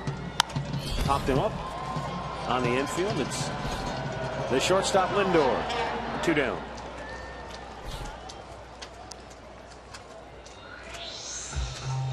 And Sam Fuld will bat 0 for 4, or rather 0 for 3 today. He walked in the 5th inning. 2 out of 10 in the series. Sam Fuld.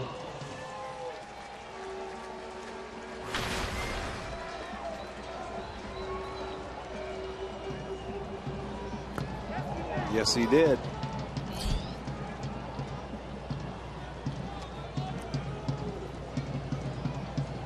Tried to take it with him, but you have to stay in the batter's box for a little while before you can get it. He was out of the box by about a step.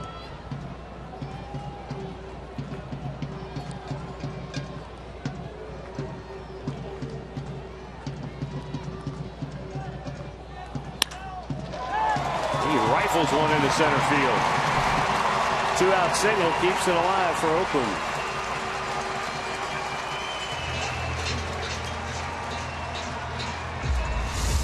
He just takes it right back up the box into center field. Their 6th hit now. Now ready. Do they want to chance it and try and steal a base here? Well, that's what I was kind of thinking. You know, when you get into these situations, Fuld is 7 out of 9 on the year.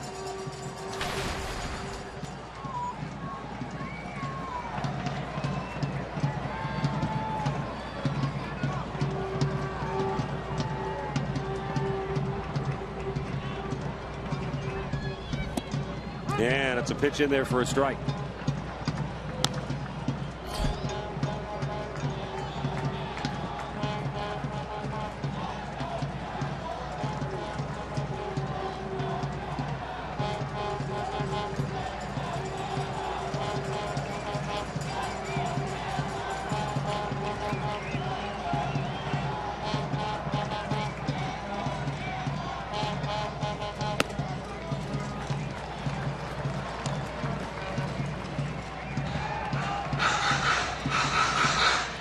One strike for Mark Canha, who came on as a pinch hitter in the 5th inning for Josh Reddick. Reddick left early with a lower back problem.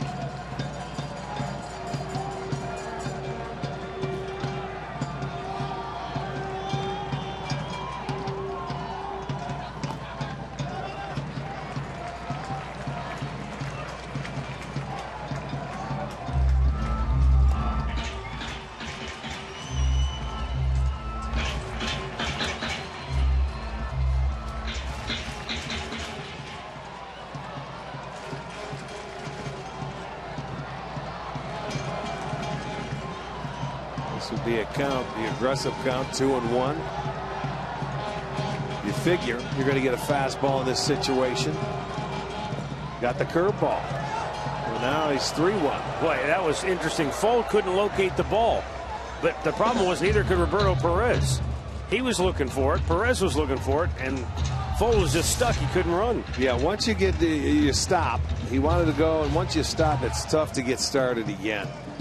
The reason he couldn't see it is because the ball, I think, was right between the feet of the batter. Yeah. There it was. And You're right. Kind of popped out. He waited this long. Now he's going to wait in case it gets to a 3-2 count. But kind of can look for a fastball, I would think.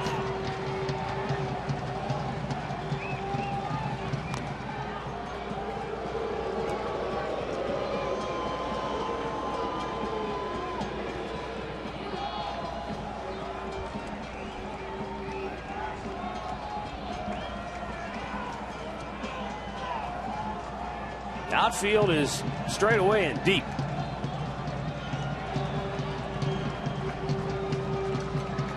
Another quick throw to first.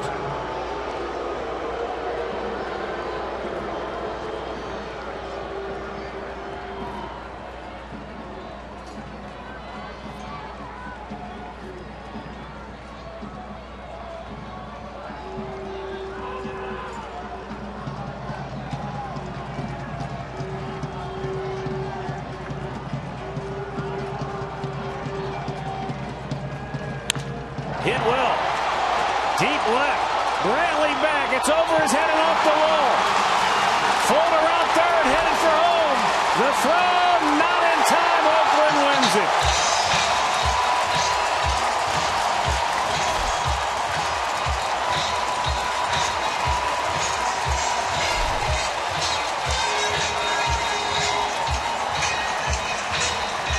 They will indeed celebrate here at the Coliseum as the A's walk it off with a 2-out RBI double from Mark Canha. And Sam Fold, who runs well, comes all the way around from first. Oakland ends up splitting the 4-game series with the Tribe by winning the last 2 games. They win this one in 10 innings.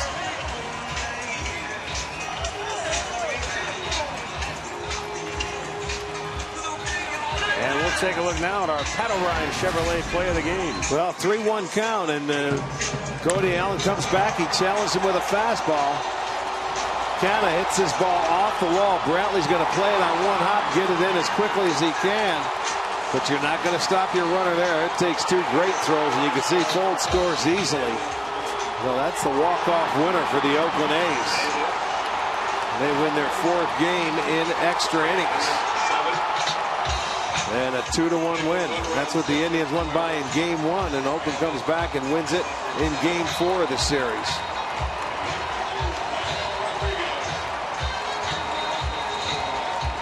So that's the story here in Oakland. The A's with a walk-off victory in the 10th. 2-1 is the final score. And now the Indians will head south to Anaheim to open up a 3-game series tomorrow night against the Angels. For Rick Manning and Andre Knott, I'm Matt Underwood. Thanks so much for watching. Enjoy the rest of your Sunday evening. We'll greet you tomorrow night from Anaheim. Stay tuned for Indians Live. It's coming up next.